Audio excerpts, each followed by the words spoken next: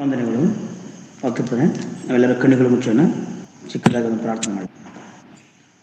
ನಮ್ಮನ್ನು ಬಹಳವಾಗಿ ಪ್ರೀತಿಸಿದಂಥ ಪರಲೋಕ ತಂದೆ, ನಿಮ್ಮ ಪರಿಶುದ್ಧವಾದ ನಾಮಕ್ಕೆ ವಂದನೆಗಳು, ಸ್ತೋತ್ರಗಳು ರಾಜ. ತಂದೆ, ನಮಗೆ ರಾತ್ರಿ ಎಲ್ಲ ಸುಖವಾದ ನಿದ್ದೆ ಕೊಡು. ಇವತ್ತು ಜೀವಂತ ದಿನವನ್ನು ಕೊಟ್ಟಿದ್ದೀರ ದೇವರೇ. ನಿಮ್ಮ ಕೆಲಸ ಇದೆ, ಅದಕ್ಕಾಗಿ ಈ ಒಂದು ಜೀವಿತ ದಿನವನ್ನು ಕೊಟ್ಟಿದ್ದೀರಪ್ಪ ದೇವರೇ.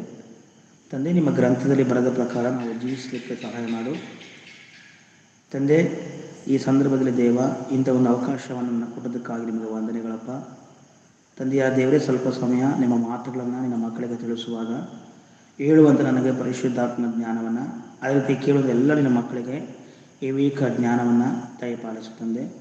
ಪ್ರತಿಯೊಬ್ಬರು ದೇವರೇ ಶ್ರದ್ಧೆಯಿಂದ ನಿನ್ನ ಮಾತುಗಳನ್ನು ಕೇಳಲಿಕ್ಕೆ ಸಹಾಯ ಮಾಡು ತಂದೆ. ನೀನು ತಾನು ನಡೆಸು, ಬಲಪಡಿಸು, ಯೇಸು ಸ್ವಾಮಿಯ ತಂದೆಯೇ, ಆಮೆನ್. ಎಲ್ಲರಿಗೂ ವಂದನೆಗಳು.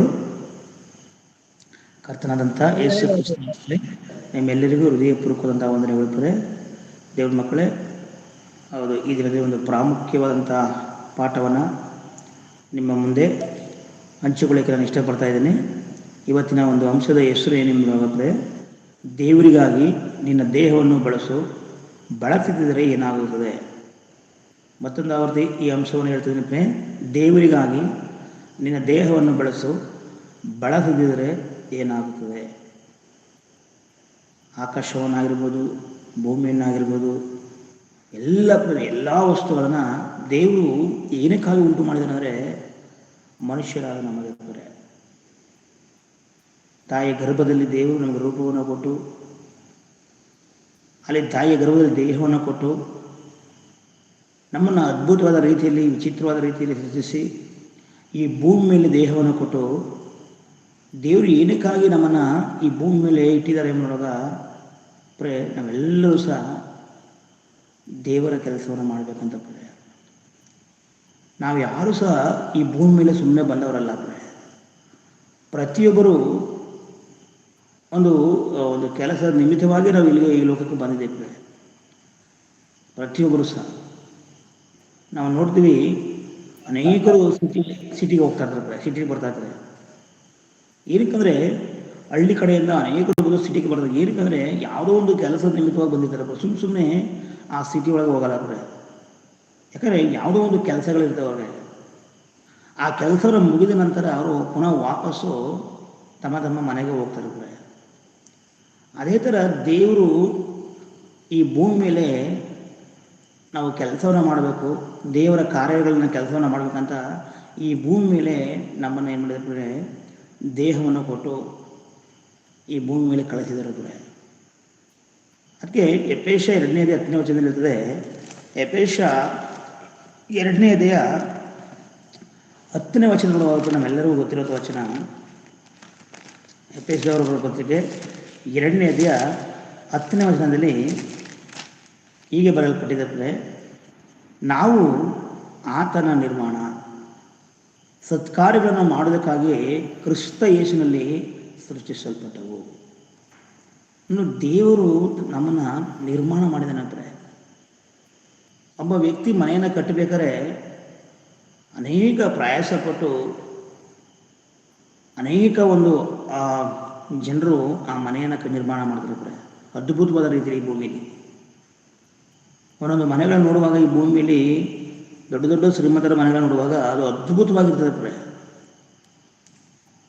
ಆ ರೀತಿ ದೇಹ ಎಂಬ ಮನೆಯನ್ನು ದೇವರು ತಾಯಿಯ ಗರ್ಭದಲ್ಲಿ ನಿರ್ಮಾಣ ಮಾಡಿದಂತೆ ನಮ್ಮ ಕಣ್ಣುಗಳನ್ನು, ನಮ್ಮ ದೇಹದಲ್ಲಿ ಒಂದು ಎಲ್ಲ ಅಂಗಾಂಗಗಳನ್ನು ಪ್ರತಿಯೊಂದನ್ನು ದೇವರು ನಿರ್ಮಾಣ ಮಾಡಿದ್ದಾರೆ. ಏನಕ್ಕೆ ಮಾಡೋದಪ್ರೆ ಸತ್ಕಾರ್ಯಗಳನ್ನು ಮಾಡೋದಕ್ಕಾಗಿ ಸತ್ಕಾರ್ಯಗಳು ಎಂಬುದನ್ನು ನೋಡೋಪ್ರೆ ಯೋಹಾನ 17:15 ನಿನ್ನ ವಾಕ್ಯವೇ ಸತ್ಯ. ದೇವರ ವಾಕ್ಯಗಳನ್ನು ನಾವು ಸಾರಬೇಕು, ಸುವಾರ್ತೆಯ ಕಾರ್ಯಕ್ರಮದಲ್ಲಿ ಭಾಗಿಯಾಗಬೇಕು, ನಾಸನದಲ್ಲಿ ಹೋಗೋದ ಜನರಿಗೆ ಸುವಾರ್ತೆನ ಸಾರಬೇಕೆಂಬುದೇ ದೇವರು ನಮ್ಮನ್ನು ನಿರ್ಮಾಣ ಮಾಡಿ ಈ ಭೂಮಿಗೆ ಕಳಿಸಿದ. ಆದರೆ ಮನುಷ್ಯರಾದರೂ ಈ ದೇಹವನ್ನು ನಾವು ದೇವರಿಗಾಗಿ ಬಳಸಬೇಕು, ದೇವರಿಗಾಗಿ ನಾವು ಖರ್ಚು ಮಾಡಬೇಕು ಅನ್ನೋದನ್ನ ಅರ್ಥ ಮಾಡಿಕೊಳ್ಳದೆ ಈ ದೇಹವನ್ನು ಏನು ಮಾಡ್ತಾನೆ, ಸೈತಾನಿಗೆ ಬಾಧಿಸ್ತನಾಗಿ ಮಾಡಬಾರದ ಕಾರ್ಯಗಳನ್ನ ಮಾಡಿ ಈ ಭೂಮಿಯಲ್ಲಿ ನಶಿಸಿ ನರಕದ ಪಾಲಾಗ್ತದೆ ಅನ್ನಪ್ರೆ. ದೇವ್ರ ಮಕ್ಕಳೇ, ನಾವು ಯಾರು ಸಹ ಈ ಭೂಮಿ ಮೇಲೆ ಯಾವುದೋ ಒಂದು ಸುಮ್ಮನೆ ಬಂದವರಲ್ಲಪ್ರೆ. ದೇವರ ಕೆಲಸದ ನಿಮಿತ್ತವಾಗಿ ದೇವರು ಈ ಪ್ರಪಂಚದಲ್ಲಿ ನಮ್ಮನೆ ಮನೆ ಕಳಿಸಿದನ್ನಪ್ರೆ. ಅದರಿಂದ ದೇವ್ರ ಮಕ್ಕಳೇ, ಈ ದಿನ ನಿನ್ನ ದೇಹವನ್ನು ನೀನು ಯಾರಿಗಾಗಿ ಬಳಸ್ತಾ ಇದೆಯಾ? ನಿನ್ನ ದೇಹವನ್ನು ದೇವರಿಗಾಗಿ ಬೆಳೆಸ್ತಾ ಇದೆಯಾ? ದೇವರಿಗಾಗಿ ದಂಡಿಸ್ತಾ ಇದೆಯಾ? ದೇವರ ಕೆಲಸಕ್ಕಾಗಿ ನೀವು ಉಪಯೋಗಿಸ್ತದೆ, ಅಥವಾ ಸೈತಾನನ ಮಾಯದ ಕಾರ್ಯಗಳಿಗಾಗಿ ನೀವು ಉಪಯೋಗಿಸ್ತಾ ಇದೆಯಾ? ಬಹುತೇಕ ಜನರನ್ನು ನೋಡುವಾಗಲೇ ಈ ಪ್ರಪಂಚದಲ್ಲಿ ಅನೇಕರು ತಮ್ಮ ದೇಹವನ್ನು ಏನು ಮಾಡ್ತಿದ್ದಾರೆ, ಸೈತಾನನಿಗೆ ಬಳಸ್ತಾ ಇರ್ತಾರೆ.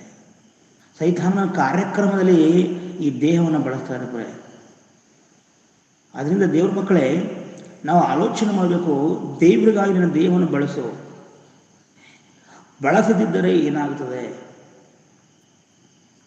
ನಾವು ಏನು ಮಾಡಿದ್ವಿ, ಈ ದೇಹದಲ್ಲಿರುವಾಗ ಅನೇಕ ಕೋರಿಕೆಗಳು ಪ್ರೆ, ಅನೇಕ ಆಸೆಗಳು, ಅನೇಕ ಕೋರಿಕೆಗಳು, ಭಯಂಕರವಾದ ರೀತಿಯಲ್ಲಿ ನಾವು ದೇಹವನ್ನು ದೇವರಿಗಾಗಿ ಬಳಸೋದಿಲ್ಲ ಪ್ರೆ. ಈ ದೇಹವನ್ನು ಯಾವಾಗಲೂ ನಾವು ಚೆನ್ನಾಗಿಡಬೇಕು, ಇದು ಯಾವಾಗಲೂ ಚೆನ್ನಾಗಿ ಕಾಣಬೇಕಂತ ಅನೇಕ ಸಾರಿ ಮಾಡಿ ಈ ದೇಹದ ಬಗ್ಗೆನೇ ಏನು ಮಾಡ್ತೀವಿ, ನಾವು ಚಿಂತೆ ಮಾಡ್ತಾ ಇದ್ದೇವೆ. ಈ ದೇಹದ ಬಗ್ಗೆ ಚಿಂತೆ ಮಾಡ್ತಾ ಇದ್ದೀವಿ.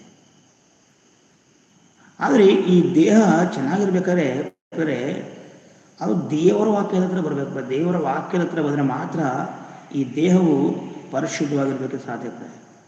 ಇಲ್ಲ, ಖಂಡಿತವಾಗಿಯೂ ಅದು ಸಾಧ್ಯವಿಲ್ಲ. ಯಾಕಂದರೆ ಒಬ್ಬ ಯೌವನಸ್ಥನು ತನ್ನ ನಡತೆಯನ್ನು ಶುದ್ಧಪಡಿಸಲು ಯಾವುದರಿಂದಲೇ ದೇವರ ವಾಕ್ಯವನ್ನು ಗಮನಿಸಿ ನಡೆಯೋದ್ರಿಂದಲೇ. ದೇವರ ವಾಕ್ಯವಿಲ್ಲದೆ ಈ ದೇಹವನ್ನು ನಾವು ದೇವರಾಗಿ ಬಳಸೋಕ್ಕೆ ಸಾಧ್ಯನೇ ಇಲ್ಲ. ಯಾವಾಗ ನೀನು ಪರಿಶುದ್ಧವಾದ ದೇವರ ವಾಕ್ಯಗಳನ್ನು ತಿಳ್ಕೊಳ್ತೀಯೋ ಆಗ ಈ ದೇಹದ ಮೂಲಕ ನೀನು ದೇವರ ಕಾರ್ಯಗಳನ್ನು ಮಾಡ್ತೀವಿ ಹೊರತು ದೇವರನ್ನು ಅರಿಯದೆ ಈ ದೇಹವನ್ನು ನೀನು ಎಂದಿಗೂ ಸಹ ದೇವರಿಗೆ ಬಳಸೋದಿಲ್ಲ. ಅದರಿಂದ ದೇವ್ರ ಮಕ್ಕಳೇ, ಈ ಭೂಮಿಯಲ್ಲಿ ನಾವು ಬಹಳ ಎಚ್ಚರಿಕೆಯಿಂದ ಈ ದೇಹವನ್ನು ಬಳಸಬೇಕು ಅನ್ನೋದನ್ನ ನಾನು ನಿಮಗೆ ಈ ಒಂದು ಸಂದೇಶದ ಮೂಲಕ ತಿಳಿಸ್ತೇನೆ ಪ್ರೆ. ಒಂದು ವೇಳೆ ಈ ದೇಹವನ್ನು ದೇವರಿಗಾಗಿ ಬಳಸದಿದ್ದರೆ ನಿನ್ನ ಗತಿಯಾಗಲಿ ನನ್ನ ಗತಿಯಾಗಲಿ ಏನಾಗ್ತದೆ ಎಂಬುದಾಗಿ ನಾವು ಈ ಪಾಠದ ಮೂಲಕ ಏನು ಮಾಡೋಣ, ನಾವು ತಿಳಿದುಕೊಳ್ಳೋಣ ಪ್ರೆ. ನೋಡಿ ದೇವ್ರ ಮಕ್ಕಳೇ, ಲೂಕನ ಬರೆದ ಸುವಾರ್ತೆ 16ನೇ ಅಧ್ಯಾಯ 19ನೇ ವಚನವನ್ನು ನಾವು ಓದೋಣ ಪ್ರೆ. ಇಲ್ಲಿ ಅನೇಕ ಸಾರಿ ಅನೇಕ ಬೋಧಕರು ಈ ಒಂದು ವಿಷಯವನ್ನು ಕುರಿತು ನಾವು ಮಾತಾಡ್ತಿದ್ರು ಪ್ರೆ. ಆದರೂ ಸಹ ಇವತ್ತು ಸಹ ನಾವು ಈ ಒಂದು ಪಾಠದಲ್ಲಿ ಈ ಒಂದು ವಾಕ್ಯ ನಾವು ಓದಿಕೊಳ್ಳೋಣ ಪ್ರೆ. ದಯಮಾಡಿ ಯಾರಾದರೂ ಸಹ ಓದ್ರಿ. ಲೂಕನ ಬರೆದ ಸುವಾರ್ತೆ 16ನೇ ಅಧ್ಯಾಯ 19ನೇ ವಚನ. ಐಶ್ವರ್ಯವಂತನಾದ ಒಬ್ಬ ಮನುಷ್ಯನಿದ್ದನು. ಅವನು ಸಕಲಾತಿ ನಯವಾದ ನಾರುಮಡಿ ಮುಂತಾದ ವಸ್ತ್ರಗಳನ್ನು ಧರಿಸಿಕೊಂಡು ಪ್ರತಿದಿನವೂ ವೈಭವದೊಡನೆ ಸುಖ ಸಂತೋಷ ಪಡುತ್ತಿದ್ದನು. ಸಾಕು ಸಿಸ್ಟರ್. ನೋಡಿ, ಇಲ್ಲಿ ಐಶ್ವರ್ಯವಂತನಾದ ಒಬ್ಬ ಮನುಷ್ಯನಿದ್ದನು. ಅವನು ಸಕಲಾತಿ ನಯವಾದ ನಾರುಮಡಿ ಮುಂತಾದ ವಸ್ತ್ರಗಳನ್ನು ಧರಿಸಿಕೊಂಡು ಪ್ರತಿದಿನವೂ ವೈಭವದೊಡನೆ ಸುಖ ಸಂತೋಷ ಪಡುತ್ತಿದ್ದನು. ಇಲ್ಲಿ ನಾನು ನಿಮಗೊಂದು ಪ್ರಶ್ನೆ ಕೇಳ್ತೇನೆ ಪಡೆ. ಇಲ್ಲಿ ಈ ಐಶ್ವರ್ಯವಂತನು ಏನಾದರೂ ಪಾಪ ಮಾಡಿದಾನ ಪಡೆ? ಏನಾದರೂ ವ್ಯಭಿಚಾರ ಮಾಡಿದಾನ, ಅಥವಾ ಕಳ್ಳತನ ಮಾಡಿದಾನ, ಅಥವಾ ಮೋಸ ಮಾಡಿದಾನ? ಇಲ್ಲಿ ನೋಡಿದರೆ ಈ ಐಶ್ವರ್ಯವಂತನು ಏನಾದರೂ ಪಾಪ ಮಾಡಿದಂತ ಬರೆಯಲ್ಪಟ್ಟಿದ್ದಾರೆ. ಆ ರೀತಿಯಾಗಿ ಸತ್ಯವೇದದಲ್ಲಿ ಎಲ್ಲೂ ಸಹ ಬರೆಯಲ್ಪಟ್ಟಿಲ್ಲ. ಆಲೋಚನೆ ಮಾಡಿರಿ, ವಾಕ್ಯವನ್ನು ನೀವು ಗಮನಿಸಿರ್ತಾರೆ. ಯಾಕಂದರೆ ವಾಕ್ಯವನ್ನು ಇಟ್ಟು ನಾನು ಹೇಳ್ತಾ ಇದ್ದೀನಿ ನಿಮಗೆ. ಇಲ್ಲಿ ಐಶ್ವರ್ಯವಂತನು ಯಾವುದೋ ಒಂದು ವ್ಯಭಿಚಾರವಾಗಲಾಗಲಿ, ಮೋಸದ ಕಾರ್ಯಗಳಾಗಲಿ, ಅವನು ಯಾವುದೇ ಈ ಭೂಲೋಕದಲ್ಲಿ ಜೀವಿಸುವಾಗ ಅವನು ಯಾವುದೇ ರೀತಿ ಪಾಪಗಳನ್ನು ಮಾಡಿಲ್ಲ ಪಡೆ. ಆದರೆ ಐಶ್ವರ್ಯವಂತರ ಮನುಷ್ಯನೋ ಅವನು ಸಕಲಾತಿ ನಯವಾದ ನಾರುಮಡಿ ಮುಂತಾದ ವಸ್ತುಗಳನ್ನು ಧರಿಸಿಕೊಂಡು ಪ್ರತಿದಿನ ವೈಭವವನ್ನು ಸುಖ ಪಡುತ್ತಿದ್ದನು, ಸುಖ ಸಂತೋಷ ಪಡುತ್ತಿದ್ದನು. ಇಲ್ಲಿ ನೋಡುವಾಗ ಇವನು ಯಾವುದೇ ರೀತಿ ಪಾಪವನ್ನು ಮಾಡಿಲ್ಲ ದೇವ್ರ ಮಕ್ಕಳೇ. ಆದರೆ ಅವನು ನೋಡುವಾಗ 20ನೇ ವಚನ ನೋಡುವಾಗ 25ನೇ ವಚನದಲ್ಲಿ ಏನಂತಾನೆ, ಅಲ್ಲಿ ನೋಡುವಾಗ 24ನೇ ವಚನದಲ್ಲಿ, ತಂದೆ ಅಬ್ರಾಮನೇ ನನ್ನ ಮೇಲೆ ದಯವಿಟ್ಟು ಲಾಜರನ್ನು ಕಳಿಸು, ಅವನು ತನ್ನ ತುದಿಗಳನ್ನು ನೀರಿನಲ್ಲಿ ಅದ್ದಿ ನನ್ನ ನಾಲಿಗೆಯನ್ನು ತಣ್ಣಗೆ ಮಾಡಲಿ, ಈ ಉರಿಯಲ್ಲಿ ಸಂಕಟ ಪಡ್ತಾ ಇದ್ದೀನಿ. 23ನೇ ವಚನ, ಅವನು ಪಾತಾಳದೊಳಗೆ ಯಾತನೆ ಪಡುತ್ತಾ ಇದ್ದಾನೆ. ಕಣ್ಣೆತ್ತಿ ದೂರದಿಂದ ಅಬ್ರಾಮನನ್ನು ಇವರ ಎದೆಗೆ ಹೊರೆಕೊಂಡಿದ್ದ ಲಾಜರನ್ನು ನೋಡಿ, ತಂದೆ ಅಬ್ರಾಮನೇ, ನನ್ನ ಮೇಲೆ ದಯವಿಟ್ಟು ಲಾಜರನ್ನು ಕಳಿಸು, ಅವನು ತನ್ನ ತುದಿ ನೀರಲ್ಲಿ ಎದ್ದಿ ನನ್ನ ನಾಲಿಗೆಯನ್ನು ತಣ್ಣಗೆ ಮಾಡಲಿ, ಈ ಉರಿಯಲ್ಲಿ ಸಂಕಟ ಪಡ್ತಾ ಇದ್ದೇನೆ. ನೋಡಿ, ಇವನು ಯಾವುದೇ ರೀತಿ ಪಾಪಗಳು ಮಾಡಿದ, ಆದರೆ ಇವನು ಏನಾಗಿದ್ದಾನೆ, ಮರಣಿಸಿದ ನಂತರ ಬರೇ ನರಕದ ಪಾಲಾಗಿದ್ದಾನೆ. ಬೆಂಕಿಗೆ ಹೋಗಿದ್ದಾನೆ. ದೇವ್ರ ಮಕ್ಕಳೇ, ಏನಕ್ಕೆ ಇವನು ಏನಲ್ಲಿ ಇಲ್ಲಿ ಬೈಬಲಲ್ಲಿ ಎಲ್ಲೂ ಸಹ ಅವನು ಬರೆಯಲ್ಪಟ್ಟಿಲ್ಲ ಇವನು ಆ ಪಾಪ ಮಾಡಿದ ಈ ಪಾಪ ಮಾಡಿದ ಅಂತ. ಒಟ್ಟಿನಲ್ಲಿ ಸುಖ ಸಂತೋಷ ಪಡ್ತಾ ಇದ್ದಾನೆ. ಬರೇ ಪಾಪ ಎಂಬುದಾಗಿ ನೋಡೋಪ್ರೆ ದೇವರನ್ನು ಬಿಟ್ಟು ಜೀವಿಸುವುದೇ ಪಾಪ. ದೇವರನ್ನ ಈ ಭೂಲೋಕದಲ್ಲಿ ಮರೆತು ಜೀವಿಸುವುದೇ ದೊಡ್ಡ ಪಾಪ. ಯಾಕಂದ್ರೆ ಈ ಮನುಷ್ಯನು ದೇವರಿಗಾಗಿ ತನ್ನ ದೇಹವನ್ನು ಬೆಳೆಸಿಲ್ಲ. ಪ್ರತಿದಿನ ಏನು ಮಾಡಿದ್ರೆ ಸುಖ ಪಡ್ತಾನೆ. ದೇವರು ಸೃಷ್ಟಿಯಲ್ಲಿ ಕೊಟ್ಟ ಎಲ್ಲ ವಸ್ತುಗಳನ್ನ ಪಡ್ಕೊಳ್ತಾ ಇದ್ದಾನೆ, ತಿಂದು ತೇಗ್ತಾ ಇದ್ದಾನೆ. ಈ ಒಂದು ಅಮಲಿನಲ್ಲಿ ಭೋಜನದಲ್ಲಿ ತಿಂದು ತಿಂದು ತಿಂದು ತಿಂದು ಮಾಡಿದಾನೆ. ಅವನು ದೇವರನ್ನ ಮರೆತು ಜೀವಿಸ್ತಾ ಇದ್ದಾನೆ ಭೂಮಿಯಲ್ಲಿ. ಬಹುತೇಕ ಜನರು ಈ ಭೂಮಿಯಲ್ಲಿ ಅದೇ ರೀತಿ ದೇವರಿಂದ ಎಲ್ಲವನ್ನ ಪಡೆದುಕೊಳ್ತಾರೆ. ಆಗ ಕೊಟ್ಟರ ಸೂರ್ಯನನ್ನ, ಗಾಳಿಯನ್ನ, ಚಂದ್ರನನ್ನ, ಈ ಲೋಕದಲ್ಲಿ ಎಲ್ಲ ತರಕಾರಿಗಳನ್ನ ಎಲ್ಲವನ್ನ ದೇವರಿಂದ ಪಡ್ಕೊಳ್ತಾರೆ. ಆದರೆ ದೇವರಿಗಾಗಿ ಈ ದೇಹವನ್ನ ನಾವು ಬಳಸೋದಿಲ್ಲ ದೇವ್ರ ಮಕ್ಕಳೇ.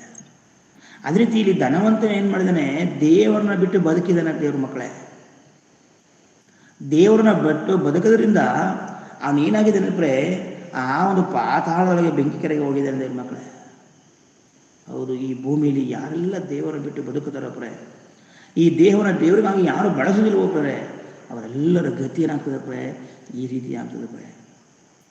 ಏಕೆ ಮೂಲಕ ನೋಡಿ 2 ಕೊರಿಂಥ ಪುಸ್ತಕ 5ನೇ ಅಧ್ಯಾಯ 10ನೇ ವಚನ ನೋಡೋಣ. 2ನೇ ಅಧ್ಯಾಯ 2 ಕೊರಿಂಥ 2ನೇ ಅಧ್ಯಾಯ 10ನೇ ವಚನ ನೋಡೋಣ.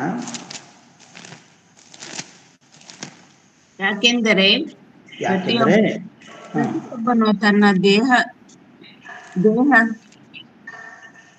ದೇಹದ ಮೂಲಕ ನಡೆಸಿದ ಒಳ್ಳೆಯದಕ್ಕಾಗಲಿ ಕೆಟ್ಟದಕ್ಕಾಗಲಿ ಸರಿಯಾಗಿ ಪ್ರತಿಫಲವನ್ನು ಹೊಂದುವುದಕ್ಕೋಸ್ಕರ ನಾವೆಲ್ಲರೂ ಕ್ರಿಸ್ತನ ನ್ಯಾಯಸ್ಥಾನದ ಮುಂದೆ ಯಥಾರ್ಥ ಸ್ಥಿತಿಯಲ್ಲಿ ಕಾಣಿಸಿಕೊಳ್ಳಬೇಕು.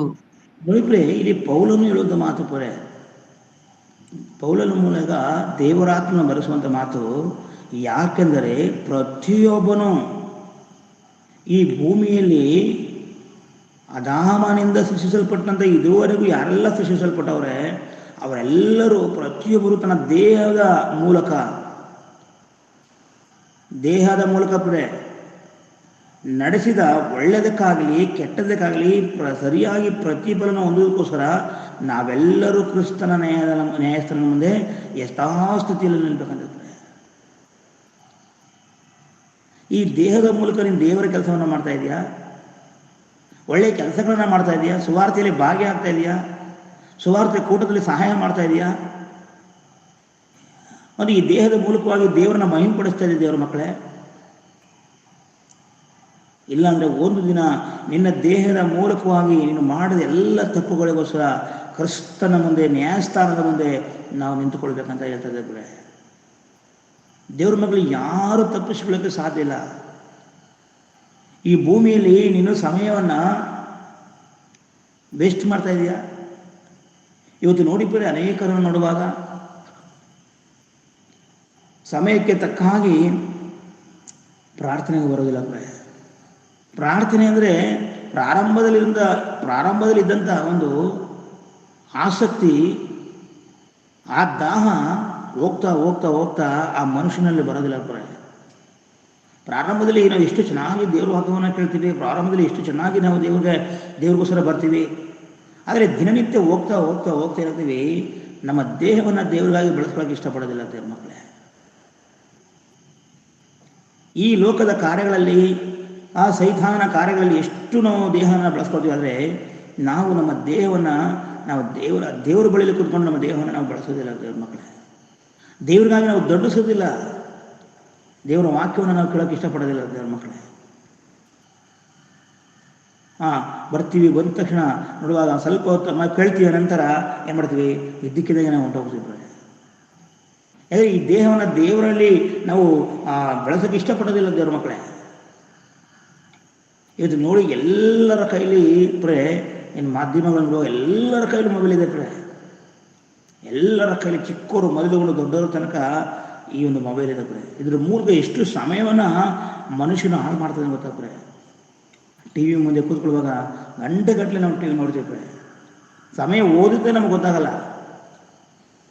ಮೊಬೈಲ್ನ ಕೈಯಲ್ಲಿ ಇಟ್ಕೊಂಡಾಗ್ರೆ ಎಷ್ಟು ಅಂದರೆ ಹೋಗ್ತಾ ಇರ್ತದೆ ಏನೇ ಕೆಲಸಗಳಿದ್ರು ಸಹ ಈ ದೇಹವನ್ನು ಮೊಬೈಲಲ್ಲಿ ಬಳಸ್ತಾ ಇರ್ತದೆ. ಆದರೆ ನೀನು ಒಂದು ದಿನ ಪ್ರತಿಯೊಂದು ವಿಷಯಕ್ಕೆ ನೀನು ಸಮಯಕ್ಕೆ ಲೆಕ್ಕ ನಾವು ಕೊಡಲೇಬೇಕು. ಈ ದೇಹದಿಂದ ನೀನು ಒಳ್ಳೆಯ ಕಾರ್ಯವನ್ನು ಮಾಡ್ತಾ ಇದೀಯಾ? ದೇವಕ್ಕೋಸ್ಕರ ಈ ದೇಹವನ್ನು ಬೆಳೆಸ್ತಾ ಇದೆಯಾ? ಯಾಕಂದರೆ ಯಥಾಸ್ಥಿತಿಯಲ್ಲಿ ನಾವು ನ್ಯಾಯಸ್ಥಾನ ಒಳ್ಳೆಯದಕ್ಕಾಗಲಿ, ಒಂದು ವೇಳೆ ಈ ದೇಹದ ಮೂಲಕ ನಾನು ಒಳ್ಳೆಯದನ್ನು ಮಾಡಿದರೆ ನಿನಗೆ ಒಳ್ಳೆಯ ಪ್ರತಿಫಲ ಸಿಗ್ತದೆ. ನೋಡಿ, ಅಲ್ಲಿ ಧನವಂತನು ಏನು ಮಾಡಿದ್ದಾನೆ, ದೇವರಿಂದ ಎಲ್ಲವನ್ನು ಪಡ್ಕೊಂಡು ಅವನು ದೇವರಿಗಾಗಿ ಬದುಕಿಲ್ಲ. ದೇವ್ರ ಮಕ್ಕಳೇ, ಅವನು ದೊಡ್ಡ ದೊಡ್ಡ ಪಾಪ ಮಾಡಿಲ್ಲ, ದೊಡ್ಡ ದೊಡ್ಡ ಕಾರ್ಯಗಳು ಮಾಡಿಲ್ಲ. ಅವನು ಒಟ್ಟಿನ ದೇವ್ರನ್ನ ಬಿಟ್ಟು ಬದುಕಿದ್ದಾನೆ ಅವನು. ಆದ್ರಿಂದ ಆತನ ಸತ್ತ ನಂತರ ಏನಾಗಿದ್ದಾನೆ, ಆತನ ಪಾತಾಳದಲ್ಲಿ ಹೋಗಿ ಯಾತನೆ ಪಡ್ತಾ ಇದ್ದಾನೆ, ನೀರಿಗಾಗಿ ಭಿಕ್ಷೆ ಬಿಡ್ತಾ ಇದ್ದಾನೆ. ಆದರೆ ಲಾಜರನ್ನು ನೋಡಿದ್ರೆ ತನ್ನ ದೇಹ ಕೆಟ್ಟೋಗಿದ್ರು ಸಹ, ತನ್ನ ದೇಹದಲ್ಲಿ ಅನಾರೋಗ್ಯ ಇದ್ರು ಸಹ ಅವನು ದೇವರಿಗಾಗಿ ಬದುಕಿದ್ದಾನೆ. ದೇವ್ರ ಮಕ್ಕಳೇ, ದೇವರಿಂದ ದೇವರ ಮುಂದೆ ಸಮಯವನ್ನು ಕಳೆದಿದ್ದಾನೆ. ಅದರಿಂದ ದೇವ್ರ ಮಕ್ಕಳೇ, ಇಲ್ಲಿ ಅರ್ಥ ಮಾಡ್ಕೊಳ್ಬೇಕು, ಈ ದೇಹವನ್ನು ನಾವು ಎಂದಿಗೂ ಸಹ ಮಲಿನ ಮಾಡ್ಕೋಬಾರ್ದು. ಈ ದೇಹವನ್ನು ಎಂದಿಗೂ ಸಹ ಸೈತಾನಿಗೆ ನಾವು ಬಳಸಬಾರದು. ಯಾಕಂದ್ರೆ ಈ ದೇಹ ದೇವರ ಆಲಯ. ದೇವರು ನಮಗೆ ಕೊಟ್ಟಂತೆ ಈ ದೇಹವನ್ನು ನಾವು ದೇವರಲ್ಲೇ ನಾವು ಬಳಸಬೇಕು. ಇಲ್ಲಾಂದ್ರೆ ಒಳ್ಳೆಯದಕ್ಕಾಗಲಿ ಕೆಟ್ಟದಕ್ಕಾಗಲಿ ಯಥಾಸ್ಥಿತಿಯಲ್ಲಿ ನಾವು ಕ್ರಿಸ್ತರ ನ್ಯಾಯಸ್ಥಾನವನ್ನು ನಿಂತಿರ್ಬೇಕಂತ. ಯಾಕಂದ್ರೆ ಇಲ್ಲಿ ಲೋಕನ ಬರೋ ಸುವಾರ್ತೆ 16ನೇ ಒಂದು ಮಾತಾಡ್ತದೆ. ಏನಂತ ಹೇಳ್ತದೆ ಅಂದರೆ, ಅಬ್ರಾಮನು ನೋಡಿ ಅಬ್ರಾಹ್ಮಣ ಹೇಳ್ತಾನೆ 25ನೇ ವರ್ಷಕ್ಕೆ, ಕಂದ ನೀನು ಹಸಿದ ಸುಖವನ್ನು ನಿನ್ನ ಜೀವಮಾನದಲ್ಲಿ ಹೊಂದಿದ್ದಿ, ಹಾಗೆ ಲಾಜರನ ಕಷ್ಟವನ್ನು ಹೊಂದಿದ್ದಾನೆ ಎಂಬ ನೆನಪಿರಬೇಕು. ಇಲ್ಲಿ ಅಬ್ರಾಹ್ಮನು ಏನ್ ಮಾಡ್ತಾನೆ, ಆ ಧನವಂತರಿಗೆ ನೆನಪಿಸ್ತಾ ಇದ್ದಾನೆ, ಕಂದ ನೀನು ಹಸಿದ ಸುಖವನ್ನು ನಿನ್ನ ಜೀವಮಾನದಲ್ಲಿ ಹೊಂದಿದ್ದಿ. ಈ ದೇವನ ಸುಖ ಪಟ್ಟಿದ್ದಾನೆ ಈ ದೇಹದ ಮೂಲಕವಾಗಿ. ದೇವರ ಮಕ್ಕಳೇ, ದೇವರ ನಿಮಿತ್ತವಾಗಿ ಈ ದೇಹ ಕಷ್ಟಕ್ಕೊಳಗಾಗಬೇಕು. 1ನೇ ಶತಮಾನದಲ್ಲಿ ಅಪೊಸ್ತಲರು ನೋಡಿದ್ರೆ, ಪೌಲನ ನೋಡ್ರಿ, ಈ ದೇಹವನ್ನು ದೇವರಿಗಾಗಿ ಬಳಸಿದ್ದಾನೆ. ಎಬೇಲನ ನೋಡಿ, ಮೋಶೆಯನ್ನು ನೋಡಿ, ದಾವಿದನ ನೋಡಿ, ಇವರೆಲ್ಲರೂ ಸಹ ತಮ್ಮ ದೇಹವನ್ನು ದೇವರಿಗಾಗಿ ಏನು ಮಾಡಿದರೆ ಅವರು ಬಳಸಿದ್ದಾರೆ. ದೇವ್ರ ಮಕ್ಕಳೇ, ಅದಕ್ಕಾಗಿ ಈ ಭೂಮಿನಾಥನ ನೀನು ಜೀವಮಾನದಲ್ಲಿ ದೇವರು ಕೊಟ್ಟ ದಿನದಲ್ಲಿ ನೀನು ಏನು ಮಾಡಿದೀಯಾ, ನಿನ್ನ ದೀನವನ್ನೆಲ್ಲ ಸುಖವಾಗಿ ಕಳೆದಿದ್ಯಾ? ಒಂದಿನಾದ್ರೂ ನೀನು ಆಲೋಚನೆ ಮಾಡೋ ದೇವ್ರ ಬಗ್ಗೆ. ನಿನ್ನ ಮನೆ ಬಾಗಿಲಲ್ಲಿ ಆ ನಿಂತಂತ ಲಾಜರನ ಬಗ್ಗೆ ಏನಾದ್ರು ಗಮನಿಸಿದೆ ನೀನು? ನಿನ್ನ ಸುಖ ನಿನಗೆ ದೇವರನ್ನ ಬಿಟ್ಟು ಬದುಕಿದೆಯಾ? ಅದರಿಂದ ನೀನು ಅಲ್ಲಿ ಯಾತನೆ ಪಡಲೇಬೇಕು ಎಂಬುದಾಗಿ ಅಲ್ಲಿ ಅಬ್ರಾಹ್ಮನು ಆ ಧನವಂತನಿಗೆ ಹೇಳ್ತಾನೆ. ದೇವ್ರ ಮಕ್ಕಳು, ಯಾಕಂದ್ರೆ ಒಳ್ಳೆಯದಕ್ಕಾಗಲಿ ಕೆಟ್ಟದಕ್ಕಾಗಲಿ ನಾವೆಲ್ಲರೂ ಕ್ರಿಸ್ತ ನ್ಯಾಯಸ್ಥಾನದಲ್ಲಿ ನಾವು ನಿಂತುಕೊಳ್ಬೇಕಾಗ್ತದೆ. ದೇವ್ರ ಮಕ್ಕಳೇ, ಯೋಹಾನನ ಬರೋ ಸುವಾರ್ತೆ 5ನೇ 28ನೇ ವಚನ ನೋಡಿದ್ರೆ, ಯೋಹಾನನ ಬರೋ ಸುವಾರ್ತೆ 5ನೇ 28ನೇ ವಚನ.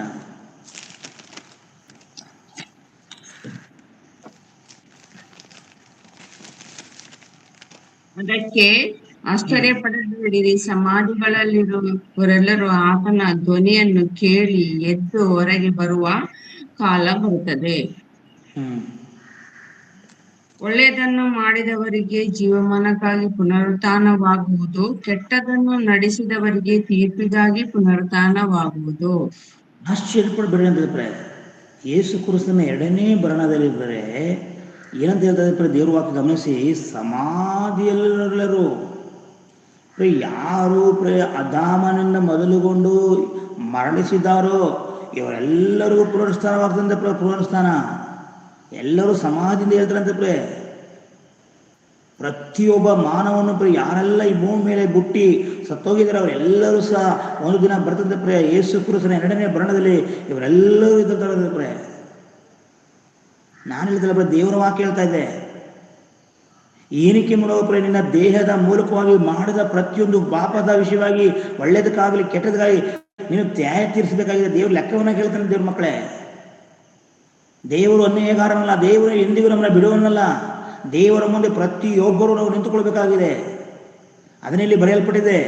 ಅದಕ್ಕೆ ಆಶ್ಚರ್ಯ ಪಡಬೇಡ್ರಿ, ಸಮಾಧಿಗಳಲ್ಲಿರುವವರೆಲ್ಲರೂ ಆತನ ಧ್ವನಿಯನ್ನು ಕೇಳಿ ಎದ್ದು ಹೊರಗೆ ಬರುವ ಕಾಲ ಬರ್ತದೆ. ಒಂದಿನ ಬರ್ತದೆ, ಒಂದೇ ಬರ್ತದೆ ಪ್ರೇರೆ. ಯಾವ ರೀತಿ ಯೇಸು ಕ್ರಿಸ್ತನು ಒಂದು ದಿನ ಈ ಭೂಮಿಯಲ್ಲಿ ಹುಟ್ಟಿ ಮನುಷ್ಯನಿಗೋಸ್ಕರ ಶಿಲುಬೆಯಲ್ಲಿ ಪ್ರಾಣವನ್ನು ಕೊಟ್ಟು ಆತನು ಪುನರ್ಸ್ಥಾನವಾಗಿ ಪರಲೋಕಕ್ಕೆ ಹೋಗಿದ್ದಾನೆ. ಅದರ ನಿಮಿತ್ತವಾಗಿ ಯೇಸು ಕ್ರಿಸ್ತನ ಸುವಾರ್ತೆ ಪ್ರಪಂಚದಲ್ಲ ಸಾರಲ್ಪಡ್ತಾ ಇದೆ ದೇವ್ರ ಮಕ್ಕಳೇ. ಅದೇ ರೀತಿ ಒಂದಿನ ಯೇಸು ಕ್ರಿಸ್ತನು ಈ ಭೂಮಿ ಮೇಲೆ ಬರ್ತಾನೆ. ಏನಕ್ಕಂದ್ರೆ ಪ್ರತಿಯೊಬ್ಬರ ಲೆಕ್ಕವನ್ನು ಚಿತ್ತು ಮಾಡಲಿಕ್ಕೆ ಬರ್ತಾ ಇದ್ದಾನೆ ಯೇಸು ಕ್ರಿಸ್ತರು. ಸಮಾಧಿಯಲ್ಲಿ ಸತ್ತು ನಿನ್ನ ಮಲಗಿದ್ರು ಸಹ ನಿನ್ನ ಲೆಕ್ಕವನ್ನು ಒಪ್ಪಿಸಲೇ ಬೇಕಾದ್ರೆ ಈ ದೇಹದ ಮೂಲಕವಾಗಿ ಮಾಡಿದ ಪ್ರತಿಯೊಂದು ಮಾತಿಗೆ ಉತ್ತರವನ್ನು ಕೊಡಲೇಬೇಕಂತ ದೇವರ ಮಕ್ಕಳೇ. ಅದರಿಂದ ದೇವರ ಮಕ್ಕಳೇ, ಈ ದಿನ ನಿನ್ನ ದೇಹವನ್ನು ನೀನು ಯಾವುದಕ್ಕೋಸ್ಕರ ಬಳಸ್ತಾ ಇದೆಯಾ? ಈ ದೇಹದ ಮೂಲಕವಾಗಿ ದೇವರ ಕೆಲಸವನ್ನು ಮಾಡ್ತಾ ಇದೆಯಾ? ಈ ದೇಹದ ನಿಮಿತ್ತವಾಗಿ ಸುವಾರ್ತೆ ಸಾರಲ್ಪಡ್ತಾ ಇದೆಯಾ? ಈ ದೇಹದ ನಿಮಿತ್ತವಾಗಿ ದೇವರಿಗೋಸ್ಕರ ನೀನು ಪ್ರಯಾಸ ಪಡ್ತಾ ಇದೆಯಾ? ಈ ದೇಹದ ಮೂಲಕದ ಸೈತಾನನಿಗೆ ಗುಲಾಮನಾಗಿ ಸೈತಾನಿಗೆ ಈ ದೇಹವನ್ನು ಬಳಸ್ತಾ ಇದೆಯಾ? ಯಥಾಸ್ಥಿತಿಯಲ್ಲಿ ನಾವು ಏನು ತಪ್ಪುಗಳು ಮಾಡದೆ ಯಥಾಸ್ಥಿತಿಯಲ್ಲಿ ನಾವು ದೇವರ ನ್ಯಾಯಸ್ಥಾನದ ಮುಂದೆ, ಕ್ರಿಸ್ತನ ಮುಂದೆ ನಾವು ನಿಂತುಕೊಳ್ಳುವಂಥದ್ದು ಖಂಡಿತ ದೇವರ ಮಕ್ಕಳೇ. ಅದಕ್ಕೆ ನೀನು ಆಲೋಚಿಸು. ಈ ಲೋಕದಲ್ಲಿ ಹಣವನ್ನು ಸಂಪಾದನೆಗೆ ನೋಡ್ಕೊಬರ್ತಾ ಇದೆಯಾ? ಈ ಲೋಕದಲ್ಲಿ ಯಾವುದು ಆಸ್ತಿನ ಸಂಪಾದನೆ ಮಾಡೋಕ್ಕೆ ಇಷ್ಟಪಡ್ತಾ ಇದೆಯಾ? ಬೆಳ್ಳಿ ಬಂಗಾರವನ್ನು ಸಂಪಾದನೆ ಬರ್ತಾ ಇದೆಯಾ? ಅನೇಕ ಸಾರಿ ನಿನಗೆ ಎಷ್ಟು ಸಾರಿ ಆರಾಧನೆಯನ್ನು ತಪ್ಪಿಸಿದೆಯಾ? ಎಷ್ಟು ಸಾರಿ ನಿನ್ನ ಸಮಯಕ್ಕೆ ತಕ್ಕಾಗಿ ಆಲಯಕ್ಕೆ ನಿನ್ನ ಬರದೆ ಎಷ್ಟು ಸಾರಿ ನಿನ್ನ ದೇವರಿಗೆ ನಿನ್ನ ದೇಹವನ್ನು ಸೈತಾನಿಗೆ ಒಪ್ಪಿಸಿದ್ಯಾ? ಕೆಲಸ ಎಂಬುದಾಗಿದ್ದರೆ ಯಾವ ಥರ ದೇವರಿಗೋಸ್ಕರ ನಾನು ದೇಹವನ್ನು ನಾನು ಮುಳುಪಾಗಿರಬೇಕು, ನಾನು ದೇವರಿಗೋಸ್ಕರ ನಾನು ಜೀವಿಸ್ಬೇಕಂತ ಯಾವತ್ತಾರು ನಾನು ಆಲೋಚನೆ ಪಟ್ಟಿದ್ಯಾ? ಈ ಭೂಮಿಯಲ್ಲಿ ಸುಖವಾಗಿ ದೇಹವನ್ನು ಬೆಳೆಸಬೇಕು, ಈ ದೇಹವನ್ನು ಸೈತಾನಿಗಾಗಿ ಬೆಳೆಸಬೇಕಂತ ನೀನು ಪ್ರಯಾಸ ಪಡ್ತಾ ಇದ್ದೆ ಹೊರತು ನಾನು ದೇವರ ಕೆಲಸವನ್ನು ಮಾಡಬೇಕಂತ ನಾವು ಇಷ್ಟಪಡ್ತಲ್ಲ ದೇವರ ಮಕ್ಕಳೇ. ಅದಕ್ಕೆ ದೇವರ ವಾಕ್ಯದಲ್ಲಿ ಹೌದು ಹೊರಗೆ ಬರುವ ಕಾಲ ಬರ್ತದೆ ಒಳ್ಳೆಯದನ್ನು ಮಾಡಿದವನಿಗೆ. ಈ ಭೂಮಿಲಿ ಯಾರು ಒಳ್ಳೆಯದನ್ನು ಮಾಡಿದವನಿಗೆ ಒಳ್ಳೆಯದನ್ನ ಮಾಡಿದ ಜೀವಕ್ಕಾಗಿ ಪುನರುತ್ಥಾನ, ಅಂದ್ರೆ ನಿತ್ಯ ಜೀವಕ್ಕಾಗಿ ಪುನರುತ್ಥಾನ ಆಗ್ತದೆ. ಎಂದಿಗೂ ಸಾವನ್ನೇ ಕಾಣದಂತ ಆ ಪರಲೋಕಕ್ಕೆ ಹೋಗುವಂತ ಚಾನ್ಸ್ ಇದೆ ಅಂತ ದೇವ್ರ ಮಕ್ಕಳೇ. ಆದರೆ ಕೆಟ್ಟದನ್ನು ನಡೆಸಿದವನಿಗೆ ತೀರ್ಪಿಗಾಗಿ ಪುನರುತ್ಥಾನವಾಗುವುದು, ಪೂರ್ತವಾಗುವುದು, ಪುನರುತ್ಥಾನವಾಗುವುದು. ಈ ದೇಹದ ಮೂಲಕ ಒಳ್ಳೆ ಕಾರ್ಯಗಳನ್ನು ಮಾಡಬೇಕು. ಬದುಕಿರುವಾಗ ಒಳ್ಳೆ ಕಾರ್ಯಗಳನ್ನು ಮಾಡಬೇಕು. ಸತ್ತ ನಂತರ ನೀನು ಯಾವ ಕೆಲಸವನ್ನು ಮಾಡಲಿಕ್ಕೆ ಆಗೋದಿಲ್ಲ ದೇವ್ರ ಮಕ್ಕಳೇ. ದೇವರು ಒಂದು ಚಾನ್ಸ್ ನಮಗೆ ಕೊಟ್ಟಿದ್ದಾನೆ. ದೇವರ ವಾಕ್ಯವನ್ನು ಪ್ರತಿದಿನ ಬೋಧಕರು ನಾವು ಕೇಳ್ತಾ ಇದ್ದೀವಿ. ಆದರೆ ಆ ವಾಕ್ಯದ ಪ್ರಕಾರ ನಾವು ಬದುಕದಿದ್ರೆ ನಮ್ಮ ಗತಿ ಭಯಂಕರವಾಗಿರ್ತದೆ ದೇವ್ರ ಮಕ್ಕಳೇ. ಅಂತ್ಯ ದಿನ. ಯಾಕಂದ್ರೆ ಮತ್ತಾಯನ ಬರೋ ಸುವಾರ್ತೆ ನೋಡಿ 25ನೇ 31ನೇ ವಚನದಿಂದ ಓದುವಾಗ, ಮತ್ತಾಯನ ಬರೋ ಸುವಾರ್ತೆ 25ನೇ 31ನೇ ವಚನದಿಂದ ನಾವು ಓದೋಣ. ಇದಲ್ಲದೆ ಮನುಷ್ಯ ಕುಮಾರನು ತನ್ನ ಮಹಿಮೆಯಿಂದ ಎಲ್ಲ ದೂತರೊಂದಿಗೆ ಕೂಡಿ ಬರುವಾಗ ತನ್ನ ಮಹಿಮೆಯ ಸಿಂಹಾಸನದಲ್ಲಿ ಕೂತುಕೊಳ್ಳುವನು ಮತ್ತು ಎಲ್ಲಾ ದೇಶಗಳ ಜನರು ಆತನ ಮುಂದೆ ಕೂಡಿಸಲ್ಪಡುವರು.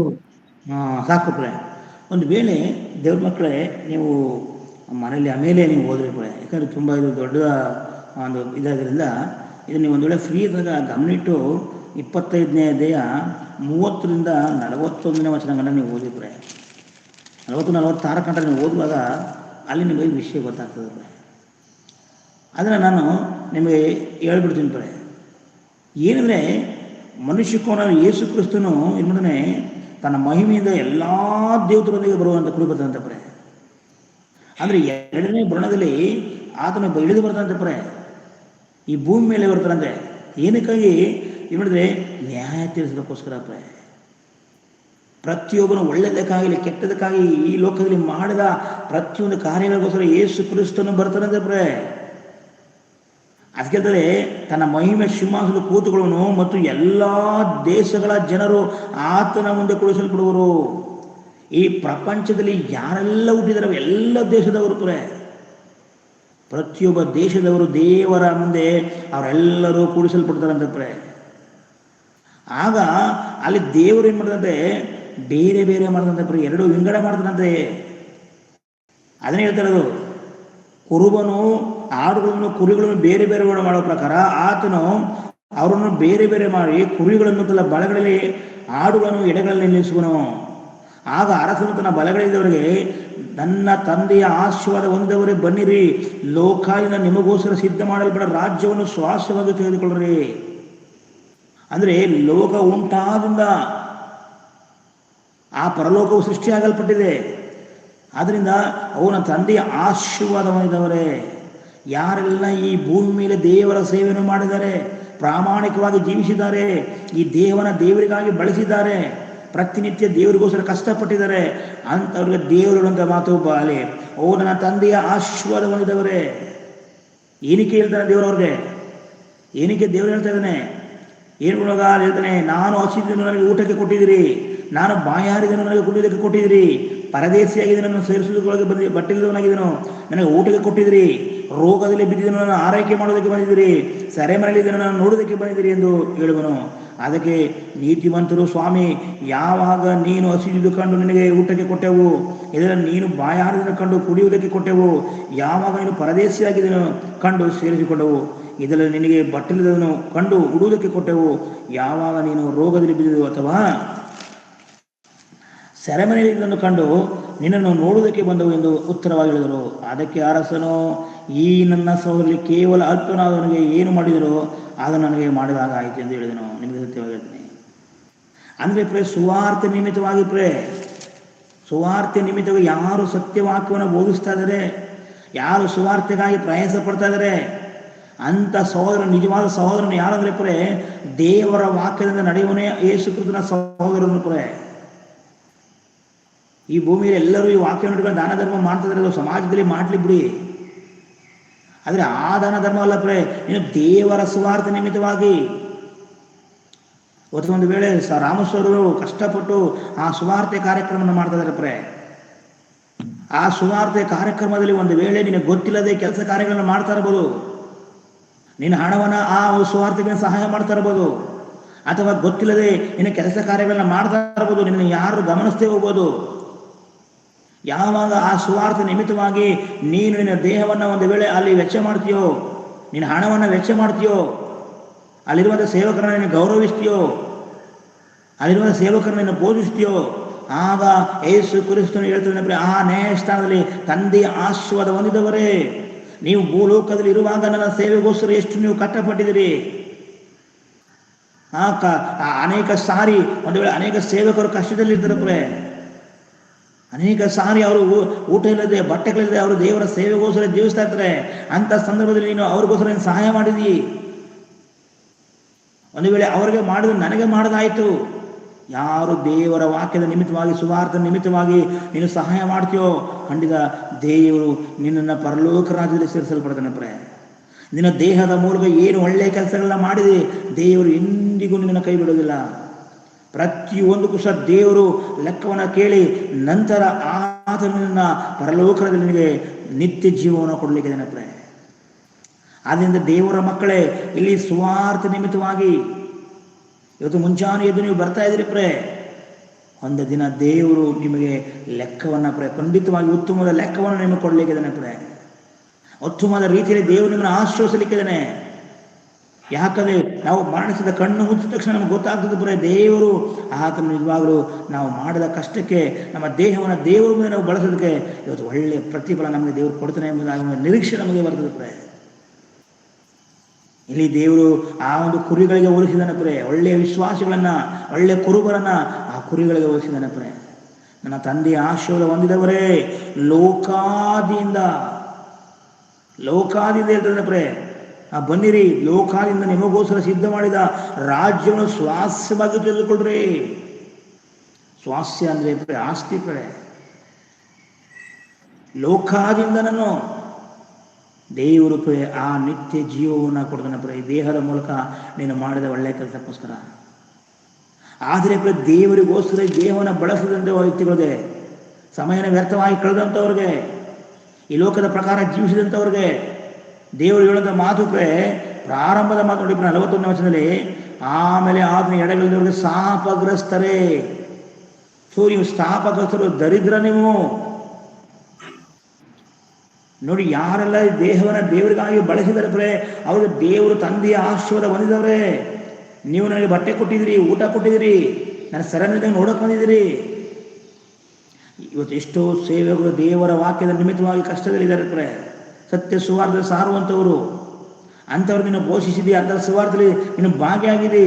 ಆ ಕಾರ್ಯಕ್ರಮದಲ್ಲಿ ಅನೇಕ ರೀತಿಯ ಊಟವನ್ನು ಬಡಿಸಿದ್ದಿ, ಅನೇಕ ರೀತಿಯಲ್ಲಿ ಆ ಚರ್ಚನ್ನ ಕ್ಲೀನ್ ಮಾಡಿದ್ವಿ, ಟಾಯ್ಲೆಟ್ಗಳನ್ನ ಕ್ಲೀನ್ ಮಾಡಿದ್ವಿ. ಎಲ್ಲದಕ್ಕೋಸ್ಕರ ದೇವರನ್ನ ಮೆಚ್ಚಿಕೊಂಡು ನನ್ನ ತಂದೆ ಆಶೀರ್ವಾದ, ಮಗಳೇ ಮಗನೇ ನೀನು ನಿತ್ಯರಾಜ್ಯದಲ್ಲಿ ಸೇರಿ ಎಂಬುದಾಗಿರ್ತದೆ. ಯಾಕಂದ್ರೆ ಈ ದೇಹದಲ್ಲಿ, ಈ ಭೂಮಿಯಲ್ಲಿ ನೀನು ನನ್ನ ದೇಹ ಕೊಟ್ಟರೆ ಉತ್ತಮವಾಯಿತು, ಸಾರ್ಥಕ ಆಯಿತು ನನಗೆ. ಯಾಕಂದರೆ ನನ್ನ ಸೇವೆ ನಿಮಿತ್ತವಾಗಿ ನೀನು ಕಷ್ಟಪಟ್ಟಿದ್ಯಾ, ನನ್ನ ಸುವಾರ್ಥ ನಿಮಿತ್ತವಾಗಿ ನೀನು ಕಷ್ಟಪಟ್ಟಿದ್ಯಾ, ನಾನು ಅಂದ್ಕೊಂಡು ಕೆಲಸ ನೀನು ಮಾಡಿದ್ಯಾ. ಅದಕ್ಕಾಗಿ ನೀನು ಬಾ, ನನ್ನ ಬಲಗಡೆ ಕೂತ್ಕೊಂಡು ನೀನು ದೇವರ ಸಿಂಹಾಸನದಲ್ಲಿ ಬಾ ಎಂಬುದಾಗಿ ಒಂದು ದಿನ ಯೇಸು ಕ್ರಿಸ್ತನ ಪರಲೋಕಕ್ಕೆ ಕರ್ಕೊಂಡು ಹೋಗ್ತಾನೆ. ಆದರೆ ದೇವರಿಗೋಸ್ಕರ ಬದುಕದೆ ಈ ದೇಹವನ್ನು ಮಲಿನ ಮಾಡಿಕೊಂಡು, ಈ ದೇಹವನ್ನು ವೇಸ್ಟ್ ಮಾಡಿಕೊಂಡು ಜೀವಿಸುವಂಥವ್ರಿಗೆ ಅಲ್ಲಿ ಯೇಸು ಕ್ರಿಸ್ತ ಹೇಳ್ತಾನೆ 40ನೇ ವಚನದಲ್ಲಿ, ಆಮೇಲೆ ಆತನ ಎಡಗಲಿರುವ ಶಾಪಗ್ರಸ್ತರೇ, ನನ್ನನ್ನು ಬಿಟ್ಟು ಪಿಶಾಚಿಗಳ ದೂತರಿಗೂ ಸಿದ್ಧ ಮಾಡುವ ನಿತ್ಯ ಬೆಂಕಿಯೊಳಗೆ ಹೋಗಿರಿ, ನಿತ್ಯ ಬೆಂಕಿಯೊಳಗೆ ಹೋಗಿರಿ. ಸೈತಾನಿಗೆ ಶಿಕ್ಷಿಸಲ್ಪಟ್ಟಂತ, ಆ ದೂತರಿಗೆ ಶಿಕ್ಷಿಸಲ್ಪಟ್ಟಂತ ಆ ನಿತ್ಯ ಬೆಂಕಿ ನರಕಕ್ಕೆ ನಾವು ಹೋಗ್ಬೇಕಾಗ್ತದೆ ಅವ್ರ ಮಕ್ಕಳೇ. ಆ ಧನವಂತನೊಬ್ಬರು ಯಾವ ಒಂದು ಪಾಪ ಮಾಡಿಲ್ಲ, ಅವನು ಮಾಡೋದು ಪಾಪ ದೇವರನ್ನು ಬಿಟ್ಟು ಬದುಕಿದಾನೆ. ದೇವರನ್ನು ಬಿಟ್ಟು ಈ ದೇಹವನ್ನು ಮನಸ್ಸು ಬಂದಾಗ ಬಳಸಿದ್ದಾನೆ ದೇವ್ರ ಮಕ್ಕಳೇ. ಉಣ್ಕೊಂಡು ತಿನ್ಕೊಂಡು ಕುಡ್ಕೊಂಡು ಕಾಲವನ್ನು ಕಳೆದು ನೋಡಿದ್ರೆ ಅವನು ದೇವರ ಬಗ್ಗೆ ಆಲೋಚನೆ ಮಾಡಿಲ್ಲ. ಆಕಾಶ ನೋಡಿ ದೇವ್ರ ಬಗ್ಗೆ ಆಲೋಚನೆ ಮಾಡಿಲ್ಲ. ಈ ಭೂಮಿನ ನೋಡಿ ದೇವರ ಆಲೋಚನೆ ಮಾಡಿಲ್ಲ. ಸೂರ್ಯ ಚಂದ್ರ ನೋಡಿ ದೇವ್ರ ಬಗ್ಗೆ ಆಲೋಚನೆ ಮಾಡಿಲ್ಲ. ಪ್ರತಿಯೊಂದು ತಿನ್ನುವಂಥ ವಸ್ತುಗಳ ನೋಡಿ ದೇವ್ರ ಬಗ್ಗೆ ಆಲೋಚನೆ ಮಾಡಿಲ್ಲ. ಅವನು ಒಟ್ಟಿನಲ್ಲಿ ಚೆನ್ನಾಗಿ ತಿಂದು ಉಂಡು ಕಾಲ ಕಳೆದು ಕೊನೆಗೆ ಸತ್ತು ಪಾತಾಳದಲ್ಲಿ ಹೋಗಿದ್ದಾನೆ ದೇವ್ರ ಮಕ್ಕಳೇ. ಈ ದೇಹವನ್ನು ದೇವರಿಗಾಗಿ ಬಳಸಿಲ್ಲ. ಲಾಜರನಾದರೂ ಈ ದೇಹವನ್ನು ದೇವರಿಗೋಸ್ಕರ ಬಳಸಿ ಬಳಸಿ ಬಳಸಿ ಈ ದೇಹದ ಮೂಲಕವಾಗಿ ಅದನ್ನು ಮರಣಿಸಿದಾನೆ. ಆತನು ನೀತಿವಂತರ ಸ್ಥಳಕ್ಕೆ ಹೋಗಿ ಅಲ್ಲಿ ಬಹು ಸಂತೋಷದಿಂದ ಸಮಾಧಾನದಿಂದ ಇದ್ದಾನೆ ದೇವ್ರ ಮಕ್ಕಳೇ. ಆದರೆ ಧನವಂತನಾದರೂ ದೇಹವನ್ನು ಸರಿಯಾಗಿ ಬಳಸದೆ ಆತನು ನಿತ್ಯ ನರಕದಲ್ಲಿ ಇವತ್ತು ಸಹ ಅವನು ಯಾತನೆ ಪಡ್ತಿದ್ದಾನೆ ದೇವ್ರ ಮಕ್ಕಳೇ. ದೇವ್ ಮಗುವೆ ಒಂದು ವೇಳೆ ಆಲೋಚನೆ ಮಾಡೋಪ್ರೆ ಮಕ್ಕಳೇ, ದೇವರು ಪ್ರತಿಯೊಬ್ಬರ ಲೆಕ್ಕಗಳನ್ನು ಕೇಳ್ತಾನೆ. ಪ್ರತಿಯೊಬ್ಬರ ಲೆಕ್ಕಗಳನ್ನ ಕೇಳ್ತಾನೆ. ಯಾರು ತಪ್ಪಿಸಲಿಕ್ಕೆ ಸಾಧ್ಯನೇ ಇಲ್ಲ ದೇವ್ರ ಮಕ್ಕಳೇ. ಆದ್ದರಿಂದ ಈ ನಿನ್ನ ದೇಹವನ್ನು ನಿನ್ನ ಸುವಾರ್ತೆಗಾಗಿ ಬಳಸು, ದೇವರಿಗಾಗಿ ಬಳಸು ದೇವ್ರ ಮಕ್ಕಳೇ. ದೇವರ ಕಾರ್ಯಕ್ರಮದಲ್ಲಿ ನೀನು ಭಾಗಿಯಾಗು. ಅದು ಸಣ್ಣದಾಗಲಿ ದೊಡ್ಡದಾಗಲಿ ಯಾವುದೇ ಆಗಲಿ, ನೀನು ದೇವರಿಗೋಸ್ಕರ ನಿನ್ನ ದೇಹವನ್ನು ಬಳಸುತ್ತೆ. ಈ ದೇಹವನ್ನು ಎಂದಿಗೂ ನೀನು ಮಲಿನ ಮಾಡ್ಕೋಬೇಡ. ಈ ದೇಹವನ್ನು ಸೈತಾನಿಗೆ ಗುಲಾಮನಾಗಿ ಮಾಡಬೇಡ. ಯಾಕಂದರೆ ಅವರು ನಮ್ಗೆ ಯಾವಾಗಲೂ ಸಹ ಇದು ನೋಡಿದ್ರೆ, ಒಂದು ನಾಯಿನ ನಾವು ಸಾಕಿರ್ತಿದ್ವಿ. ಒಂದು ನಾಯಿನ ಸಾಕಿದಾಗ ಅದಕ್ಕೆ ಊಟ ಕೊಡ್ತಾ ಇದ್ದೀವಿ, ಎಲ್ಲ ಪೋಷಣೆ ಮಾಡ್ತಾ ಇದ್ದೀವಿ. ಆ ನಾಯಿ ಅದು ತನ್ನ ಜಲಜಲ ಕಾರ್ಯಕ್ರಮವನ್ನು ಅದು ಏನು ಮಾಡಬೇಕು, ಹೊರಗಡೆ ಹೋಗಿ ಮಾಡಬೇಕು. ಹೊರಗಡೆ ಹೋಗಿ ಅದನ್ನು ಮಾಡಬೇಕು. ಅದನ್ನು ಬಿಟ್ಟು ಮನೆಯೆಲ್ಲ ಮಾಡ್ತಾಯಿದ್ರೆ ನಾವು ಅದನ್ನು ಪ್ರೀತಿ ಮಾಡ್ತೀವಿ. ಅದನ್ನು ನಾವು ಮನೆಯಲ್ಲಿ ಇಸ್ಕೊಳ್ತೀವ. ಅದೇ ರೀತಿ ದೇವರು ನಾವು ದೇವರ ಕಾರ್ಯಕ್ರಮದಲ್ಲಿ ದೇವರು ಕೊಟ್ಟ ಕೆಲಸವನ್ನು ನಾವು ಮಾಡಲಿಲ್ಲ ಅಂದರೆ ದೇವರು ನಮ್ಮನ್ನು ಇಷ್ಟಪಡೋದಿಲ್ಲ. ಈ ದೇಹವನ್ನು ದೇವರಿಗಾಗಿ ಬಳಸಲಿಲ್ಲ ಅಂದರೆ ದೇವರು ಇಷ್ಟಪಡಲಿಲ್ಲ. ಅದರಿಂದ ಈ ದೇಹವನ್ನು ನಾವು ದೇವರಿಗೋಸ್ಕರ ಬಳಸಬೇಕಂದ್ರೆ ಸುವಾರ್ತೆ ಕಾರ್ಯಕ್ರಮದ ಭಾಗಿಯಾಗಬೇಕು. ಸುವಾರ್ತೆನ ಸಾರಲ್ಪಡಬೇಕು. ಅನೇಕರಿಗೆ ನಿನ್ನ ಮನೆಯ ಪಕ್ಕದಲ್ಲಿರೋಂಥವ್ರಿಗೆ ಈ ಸೃಷ್ಟಿಕರ್ತನ ಬಗ್ಗೆ ನಾವು ತಿಳಿಸಲ್ಪಡಬೇಕು. ಅನೇಕರಿನ ಬಂಧುಗಳಿಗೆ ಸೃಷ್ಟಿಕರ್ತನ ಬಗ್ಗೆ ತಿಳಿಸ್ಕೊಳ್ಬೇಕು. ಅವರು ನಂಬುತ್ತಾರೋ ಬಿಡ್ತಾರೋ, ನನ್ನ ಕರ್ತವ್ಯ ಆ ಸೃಷ್ಟಿಕರ್ತನ ಬಂದಿದ್ದಾನೆ. ಯೇಸು ಕ್ರಿಸ್ತನು ನಿನಗಾಗಿ ಬಂದಿದ್ದಾನೆ. ಯಾರು ನಿನಗೋಸ್ಕರ ಪ್ರಾಣವನ್ನು ಕೊಟ್ಟಿದ್ದಾನೆ. ಆತನ ಮೂಲಕವಾಗಿ ಎಲ್ಲವೂ ಸೃಷ್ಟಿಸಲ್ಪಟ್ಟಿದೆ. ಇನ್ನೊಂದು ಲೋಕ ಇದೆ, ಅದು ಪರಲೋಕ, ನಿತ್ಯ ಜೀವ. ಈ ಭೂಮಿ ನಾಶವಾಗ್ತದೆ. ನೀವು ದೇವರ ಕಡೆಗೆ ತಿರುಗಿಕೊಳ್ಳಿ ಎಂಬುದಾಗಿ ನಾವು ಸುವಾರ್ತೆನ ಸಾರಬೇಕಾಗಿದೆ. ಪ್ರತಿಯೊಬ್ಬರಿಗೂ ನಾವು ಸಾರಲ್ಪಡಬೇಕಾಗಿದೆ ದೇವ್ರ ಮಕ್ಕಳೇ. ಅದರಿಂದ ನನ್ನ ಪ್ರಿಯ ದೇವಜನರೇ, ಈ ಭೂಮಿಯಲ್ಲಿ ನಿನ್ನ ದೇಹವನ್ನು ಯಾದಕ್ಕಾಗಿ ನೀನು ಬಳಸ್ತಾ ಇದ್ದೀರಿ. ಯಾಕಂದರೆ ನಾವೆಲ್ಲರೂ ನ್ಯಾಯಸ್ಥಾನದ ಒಂದು ಬದುಕಂದ್ರೆ ಪ್ರಕಟಣೆ ಗ್ರಂಥಕ್ಕೆ ಬನ್ನಿ. ಪ್ರಕಟಣೆ ಗ್ರಂಥ ನೋಡಿ ಪ್ರೇ, ಪ್ರಕಟಣೆ ಗ್ರಂಥ 20ನೇ ಅಧ್ಯಾಯ 12ನೇ ವಚನದ ಓದೋಣ ಪ್ರೇ. ಪ್ರಕಟಣೆ ಗ್ರಂಥ ಲಾಸ್ಟ್ ಬುಕ್ಕು 12ನೇ ವಚನ ನೋಡೋಣ ಪ್ರೇ. ಪ್ರಕಟಣೆ ಗ್ರಂಥ. ಇದಲ್ಲದೆ ಸತ್ತವರಾದ ದೊಡ್ಡವರು ಚಿಕ್ಕವರು ಸಿಂಹಾಸನದ ಮುಂದೆ ನಿಂತಿರುವುದನ್ನು ಕಂಡೆನು. ಆಗ ಪುಸ್ತಕಗಳು ತೆರೆಯಲ್ಪಟ್ಟವು ಮತ್ತು ಜೀವಬಾಧ್ಯರ ಪಟ್ಟಿ ಎಂಬ ಇನ್ನೊಂದು ಪುಸ್ತಕವು ತೆರೆಯಲ್ಪಟ್ಟಿತು. ಆ ಪುಸ್ತಕಗಳಲ್ಲಿ ಬರೆದಿದ್ದ ಸಂಗತಿಗಳ ಆಧಾರದಿಂದ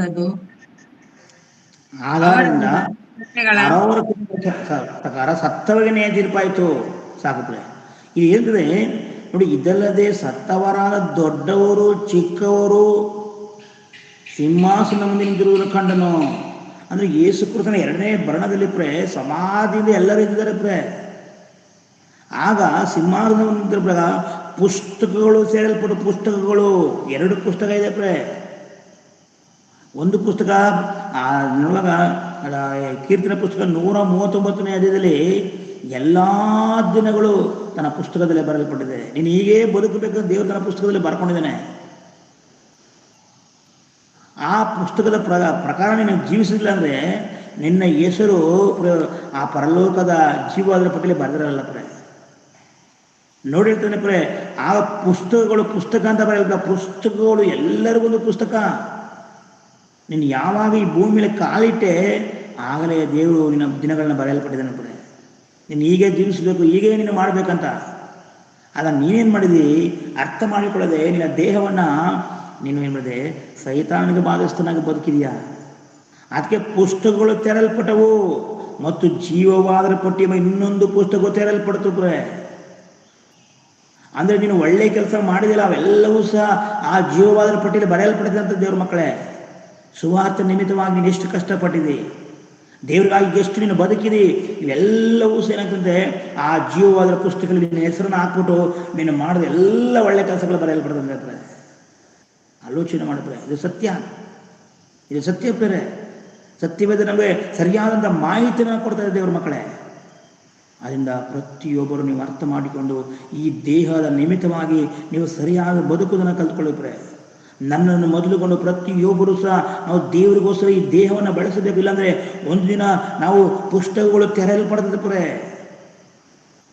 ಪುಸ್ತಕಗಳು ತೆರೆಯಲ್ಪಟ್ಟಿದೆ, ಇನ್ನೊಂದು ಪುಸ್ತಕ ತೆರೆಯಲ್ಪಟ್ಟಿದೆ. ಆ ಪುಸ್ತಕದಲ್ಲಿ ಬರೆದ ಸಂಗತಿ ಆದ್ರಿಂದ ಅವರವರ ಕೃತ್ಯಗಳ ಪ್ರಕಾರ ಸತ್ತವರಿಗೆ ನ್ಯಾಯ ತೀರ್ಪಾಯಿತು. ಸತ್ತವರಿಗೆ ನ್ಯಾಯ ತೀರ್ಪಾಯಿತು ಅಂತಿದ್ದಾರೆ. ಸತ್ತವರಿಗೆ ನೀನು ಸತ್ತು ಹೋದ್ರೂ ಸಹ ನೀನು ತಪ್ಪಿಸ್ಕೊಳ್ಳೋಕೆ ಸಾಧ್ಯ ಇಲ್ಲ. ಈ ಲೋಕದಲ್ಲಿ ನೀನು ಆಗಲೂ ಹೋಗ್ಬೋದು, ಆದರೆ ನೀನು ಪಾತಾಳದಲ್ಲಿ ಯಾತನೆ ಪಡಬೇಕಾಗ್ತದೆ. ನ್ಯಾಯ ತೀರ್ಪಾಗ್ತದೆ ನಿನಗೆ. ಅದರಿಂದ ದೇವ್ರ ಮಕ್ಕಳ ಈ ಲೋಕದಲ್ಲಿ ನೀನು ಆ ನ್ಯಾಯ ತೀರ್ಪಿನ ತಪ್ಪಿಸ್ಕೋಬೇಕಂದ್ರೆ ನೀನು ದೇಹವನ್ನು ಸರಿಯಾದ ರೀತಿಯಲ್ಲಿ ಇಟ್ಕೋಬೇಕು. ಈ ದೇಹವನ್ನು ದೇವ್ರಿಗೋಸ್ಕರ ನೀನು ಬಳಸಬೇಕು. ಇಲ್ಲ ಅಂದರೆ ಏನಾಗ್ತದೆ ಗೊತ್ತಪ್ರೆ, ಅಲ್ಲಿ 14ನೇ ವರ್ಷದಲ್ಲಿ ಆಮೇಲೆ ಮೃತ್ಯು ಪಾತಾಳ ಬೆಂಕಿ ಕೆರೆಗೆ ದಬ್ಬಲ್ಪಟ್ಟವು. ಆ ಬೆಂಕಿ ಕೆರೆ 2ನೇ ಮರಣವು. ಯಾವನ ಹೆಸರು ಜೀವವಾದ ಪಟ್ಟಿಯಲ್ಲಿ ಬರೆದಾಗಿ ಕಾಣಲಿಲ್ಲವೋ ಅವನು ಬೆಂಕಿ ಕೆರೆಗೆ ದಬ್ಬಲ್ಪಟ್ಟನು. ಈ ದೇಹ ದೇವ್ರಿಗಾಗಿ ನೀನು ಬಳಸಿಲ್ಲ ಅಂದ್ರೆ ಬೆಂಕಿ ಕೆರೆಗೆ ದಬ್ಬಲ್ಪಟ್ಟು ಯಾವ ರೀತಿ ಆ ಧನವಂತನ ಬೆಂಕಿ ಕೆರೆಗೆ ದಬ್ಬಲ್ಪಟ್ಟನಪ್ರೆ ಇಂದಿಗೂ ಯಾತನೆ ಪಡ್ತಾ ಇದ್ದಾನೆ. ಇಸ್ಕರಿಯೋತನು ಯಾತನೆ ಪಡ್ತಾ ಇದ್ದಾನೆ. ಅನೇಕ ಅನೇಕ ಅನೇಕ ಜನರು ಯಾರು ದೇವರ ಕೆಲಸಕ್ಕೋಸ್ಕರ ತೊಂದರೆ ಪಡಿಸಿದ್ದಾರೆ, ಯಾರು ದೇವರಿಗೋಸ್ಕರ ಕಷ್ಟಪಟ್ಟಿಲ್ಲ, ಇವರೆಲ್ಲರೂ ಸಹ ಆ ಬೆಂಕಿ ಕೆರೆಯಲ್ಲಿ ಯಾತನೆ ಪಡ್ತಿದಾರಂತೆ. ಬೆಂಕಿ ಕೆರೆಗೆ ದಬ್ಬಲ್ಪಡ್ತಾರಂತೆ. ನಿತ್ಯ ಬೆಂಕಿ, ನಿತ್ಯ ಬೆಂಕಿ. ಅಲ್ಲಿ ಎಂದಿಗೂ ಸಹ ಅಲ್ಲಿ ಸಮಾಧಾನ ಇಲ್ಲ. ಅಂತ ಒಂದು ಕಾರ್ಯದಲ್ಲಿ ನೀನು ಹೋಗ್ಬೇಕಾ, ಒಂದು ವೇಳೆ ಅದರಿಂದ ನೀನು ತಪ್ಪಿಸ್ಕೋಬೇಕಾ, ನಿನ್ನ ಹೆಸರು ಜೀವದ ಪುಸ್ತಕದಲ್ಲಿ ಬರೆಯಬೇಕಾ, ಇಂದಿನಿಂದ ನಾನು ತೀರ್ಮಾನ ಮಾಡಿದ್ರೆ ದೇವರೇ ನನ್ನ ದೇಹದಿಂದ ನಾನು ಯಾವ ಕೆಟ್ಟ ಕೆಲಸನ ಮಾಡೋದಿಲ್ಲ ದೇವರೇ, ನನ್ನ ಕಣ್ಣಿನ ಮೂಲಕ ಯಾವ ಕೆಟ್ಟ ಕಾರ್ಯಗಳನ್ನು ನೋಡೋದಿಲ್ಲ ದೇವರೇ ನಾನು ಮತ್ತೊಬ್ಬರ ಬಗ್ಗೆ ನಾನು ಮಾತನಾಡೋದಿಲ್ಲ ದೇವರೇ, ನನ್ನ ಕೈಯಿಂದ ಕೆಟ್ಟ ಕೆಲಸಗಳನ್ನು ಮಾಡೋದಿಲ್ಲ ದೇವರೇ, ನನ್ನ ಕಾಲುಗಳಿಂದ ನನ್ನ ಕೆಟ್ಟ ಸ್ಥಳಕ್ಕೆ ನಾನು ಹೋಗೋದಿಲ್ಲ ದೇವರೇ ನಾನು ಸುವಾರ್ಥ ನಿಮಿತ್ತವಾಗಿ ನನ್ನ ಕಾಲನ್ನು, ನನ್ನ ಕೈಯನ್ನು, ನನ್ನ ಬಾಯನ್ನು, ನನ್ನ ಹೃದಯವನ್ನು ನಾನು ಬಳಸ್ತೀನಿ ದೇವರೇ. ಒಂದು ವೇಳೆ ಇಲ್ಲಿ ತನಕ ಒಂದು ವೇಳೆ ನನ್ನ ದೇಹವನ್ನು ಏನಾದ್ರು ನಾನು ತಪ್ಪಾಗಿ ಅನೇಕ ಒಂದು ವೇಳೆ ಈ ಲೋಕದಲ್ಲಿ ನನ್ನ ಮಲಿನನಾಗಿರೋ ದೇವರನ್ನು ಕ್ಷಮಿಸಪ್ಪ ದೇವರೇ. ಇದು ನಿನ್ನ ದೇಹ ದೇವರೇ. ಈ ದೇಹ ನಿನ್ನ ಈ ಭೂಮಿಯಲ್ಲಿ ಇವತ್ತು ನಿನಗಾಗಿ ನಾನು ಬಳಸಬೇಕು ದೇವರೇ. ದೇವರಿಗಾಗಿ ಸುವಾರ್ತೆ ಮಾಡಬೇಕು. ಆವಾಗ ನಿನ್ನ ಒಂದು ಹೆಸರು ಜೀವವಾದರೆ ಪಡೆಯಲು ಬರುತ್ತೆ. ಕೆಲವು ಸ್ತ್ರೀಯರಿದ್ದಾರೆ ಪ್ರೇ ಬೈಬಲ್ನಲ್ಲಿ ಕೆಲವು ಸ್ತ್ರೀಯರಿದ್ದಾರೆ ನೋಡಿ. ಫಿಲಿಪ್ಪಿ ಬರೆದ ಪತ್ರಿಕೆ 2ನೇ ಅಧ್ಯಾಯ ನೋಡಿ. ಫಿಲಿಪ್ಪಿ ಬರೆದ ಪತ್ರಿಕೆ 4ನೇ ಅಧ್ಯಾಯ 2ನೇ ವಚನ ನೋಡ್ರಿ ಪ್ರೇ ನೋಡಿ. ಅವ್ರ ಹೆಸರು ಎಲ್ಲಿ ಬರೆಯಲ್ಪಟ್ಟಿದೆ ಗೊತ್ತಾ? ಫಿಲಿಪ್ಪ ನೋಡಿ 2ನೇ ವಚನ. ಕರ್ತನಲ್ಲಿ ಒಂದೇ ಮನಸ್ಸುಳ್ಳವರಾಗಿರಿ ಎಂದು ಯುದ್ಧಗಳನ್ನು ಸ್ವತಂತ್ರೆಯನ್ನು ಪ್ರಬೋಧಿಸುತ್ತೇನೆ. ಸತ್ಯ ಸಂಯೋಜನೆ ಅವರಿಗೆ ಸಹಾಯಕನಾಗಿರಬೇಕೆಂದು ನಿನ್ನನ್ನು ಕೇಳಿಕೊಳ್ಳುತ್ತೇನೆ. ಅವರು ಕ್ಲೇಮೆನ್ಸ ಮುಂತಾದ ತನ್ನ ಕೆಲಸದವರು ಸಹಿತವಾಗಿ ನನ್ನ ಕೂಡ ಸುವಾರ್ತೆಗೋಸ್ಕರ ಪ್ರಯಾಸ ಪಟ್ಟವರು. ಅವರವರ ಹೆಸರುಗಳು ಜೀವಬಾಧ್ಯರ ಪಟ್ಟಿಯಲ್ಲಿ ಬರೆದದು. ನೋಡ್ರಿ, ಕೆಲವು ಸ್ತ್ರೀಯರು ಏನ್ ಮಾಡ್ತಿದ್ದಾರೆ ಇಲ್ಲಿ ಪೌಲನು ಹೇಳ್ತಾನೆ, ಕರ್ತನಲ್ಲಿ ಒಂದೇ ಮನಸ್ಸುಗಳಾಗಿದೆ ಎಂದು ಯಹೂದ್ಯಳು ಸಂತುಕಿಯಳು ಪ್ರಬೋಧಿಸುತ್ತೇನೆ. ಸತ್ಯ ಸಂಹಿತೆ ಅವರಿಗೆ ಸಹಾಯಕರಾಗಿರಬೇಕೆಂದು ನೀನು ಕೇಳಿಕೊಳ್ತೀನಿ. ಅವರು ಕ್ಷೇಮನ ಮುಂತಾದ ಜೊತೆ ಕೆಲಸದವರ ಸಹಿತವಾಗಿ ನನ್ನ ಕೂಡ ಸುವಾರ್ತೆಗೋಸ್ಕರ ಪ್ರಯಾಸ ಪಟ್ಟವರು. ಅವರ ಹೆಸರು ಜೀವವಾದರ ಪುಸ್ತಕದಲ್ಲಿ ಪಟ್ಟಿಯಲ್ಲಿ ಬರೆದಿದೆ. ಸುವಾರ್ತೆಗೋಸ್ಕರ ಪ್ರಯಾಸ ಪಡಬೇಕು. ಒಂದು ಕಾರ್ಯಕ್ರಮವನ್ನು ಅಣ್ಣ ಮಾಡ್ತಾರೆ ಅಂದರೆ ನೀನು ಅವ್ರಿಗೆ ಸಹಾಯ ಮಾಡುವಂತರಾಗಬೇಕು. ಒಂದು ವೇಳೆ ಹಣಕಾಸು ನಿನ್ನ ಹತ್ರ ಇಲ್ಲದ್ರೆ ಅಲ್ಲಿ ಹೋಗಿ ಆ ಕೂಟದಲ್ಲಿ ಹೋಗಿ ಅಲ್ಲಿ ಬರುವಂಥದ್ದು ನೀನು ಸೇವೆ ಮಾಡಬೇಕು. ಅದೇ ದೇವರಿಗೆ ಸುವಾರ್ತೆ ಪ್ರಯಾಸ ಪಟ್ಟೋದು, ಅದೇ ಕೆಲಸ ಮಾಡುವಂಥದ್ದು. ಇವರು ಅದನ್ನೇ ಮಾಡಿದರೆ ಇದರ ಪೌಲನು ಸುವಾರ್ತೆ ಸಾರವಾಗಿದ್ರು ಎಲ್ಲರೂ ಸಹ ಅದರ ಜೊತೆಯಲ್ಲಿ ಒಂದೇ ಮನದಿಂದ ಆ ಒಂದು ಸೇವೆಗೆ ಸಹಾಯ ಮಾಡಿದ್ದಾರೆ ದೇವ್ರ ಮಕ್ಕಳೇ. ಆದ್ರಿಂದ ಅವರ ಹೆಸರು ಎಲ್ಲಿ ಬರೆದಿಲ್ಲ, ಅವರು ಪ್ರಯಾಸ ಪಟ್ಟಿದ್ರಂತೆ. ಖಂಡಿತ ಈ ಒಂದು ದಿನಗಳಲ್ಲಿ ನಮಗೆ ಇಂಥ ಒಂದು ಕೂಟಗಳು, ಇಂಥ ಒಂದು ಪ್ರಾರ್ಥನೆಗಳು ಸಿಗ್ತಾದ್ದು ದೊಡ್ಡ ಅದ್ಭುತ ಆಗ್ತದೆ. ಇಲ್ಲಾಂದರೆ ಎಷ್ಟೋ ಸಹ ನಮ್ಮ ಪಾಪದಲ್ಲಿ ಬಿದ್ದು ನರಕಕ್ಕೆ ನಾವು ಪಾತ್ರರಾಗ್ತಿದ್ದೆವು. ಆದರೆ ದೇವರು ಇವತ್ತು ನಿನಗೊಂದು ಚಾನ್ಸ್ ಕೊಟ್ಟಿದ್ದಾರೆ. ಸುವಾರ್ತೆಗೋಸ್ಕರ ಪ್ರಯಾಸ ಪಡು, ಕಷ್ಟಪಟ್ಟಿರೋದನ್ನ ನೀನು ದೇವರಿಗೋಸ್ಕರ ಕೊಡು. ದೇವರ ಸೇವೆ ನಿಮಿತ್ತವಾಗಿ ನಿನ್ನ ಸಹಾಯ ಮಾಡು. ಹಣನೊಟ್ಟಿಗೆ ನೀನು ಸರಿ ಕರ್ನಾಟಕದಲ್ಲಿ ಒಂದು ಭಾಗ್ಯ ಆಗುತ್ತೆ. ನೀನು ಕೊಟ್ಟಂಥ ಒಂದು ಹಣ ಆಗಿರ್ಬೋದು, ನಿನ್ನ ಸೇವೆ ಆಗಿರ್ಬೋದು, ಯಾವತ್ತೂ ವ್ಯರ್ಥವಾಗಲ್ಲ. ದೇವರು ತನ್ನ ಲೆಕ್ಕದಲ್ಲಿ ತನ್ನ ಪುಸ್ತಕದಲ್ಲಿ ಬರೆದ್ರೆ ಎಲ್ಲವನ್ನ ದೇವರು ನಿನಗೆ ಲೆಕ್ಕವನ್ನು ಚಿತ್ತ ಮಾಡ್ತಾನೆ. ನೀನು ದೇವರಿಗೋಸ್ಕರ ಪ್ರಯಾಸ ಪಡುವಾಗ, ದೇವರ ಸುವಾರ್ತೆಗೋಸ್ಕರ ಕಷ್ಟಪಡುವಾಗ, ಯಾರೆಲ್ಲ ಈ ಮುಂಜಾನೆ ಪ್ರಾರ್ಥನೆ ಬರ್ತಾರೆ, ಯಾರೆಲ್ಲ ಸೇವೆ ಮಾಡ್ತಾರೆ ಅವರೆಲ್ಲರಿಗೋಸ್ಕರ ನೀನು ಪ್ರಾರ್ಥನೆ ಮಾಡುವಾಗ, ಅವರ ಕಷ್ಟದಲ್ಲಿ ನೀನು ಭಾಗಿ ಆಗುವಾಗ, ಅವರ ಸುವಾರ್ತೆ ನಿಮಿತ್ತವಾಗಿ ನೀನು ಅವರಿಗೆ ಸಹಾಯ ಮಾಡುವಾಗ, ಖಂಡಿತ ದೇವರು ನಿನ್ನ ಎಂದಿಗೂ ಸಹ ಕೈಬಿಡಲ್ಲ. ನಿನ್ನ ಹೆಸರು ಜೀವವಾದ ಪುಸ್ತಕದಲ್ಲಿ ಬರೆಯಲ್ಪಟ್ಟಿರುತ್ತದೆ. ಪೌಲನು ಹೇಳ್ತಾನೆ ಏನು ಗೊತ್ತಪ್ಪ, ಪೌಲನು ಒಂದು ಕಾಲದಲ್ಲಿ ಆತನ ಕುರಿಯಾದಂಥ ಮನುಷ್ಯನು ಸುವಾರ್ತೆ ನಂಬಿದ ನಂತರ ಅವನು ಮಾತಾಡ್ತಾನೆ. ಫಿಲಿಪ್ಪ 1ನೇ ಅಧ್ಯಾಯ 21ನೇ ವಚನ ಓದಿ. ಫಿಲಿಪ್ಪ ಬರೆದ ಪತ್ರಿಕೆ 1ನೇ ಅಧ್ಯಾಯ 21ನೇ ವಚನ.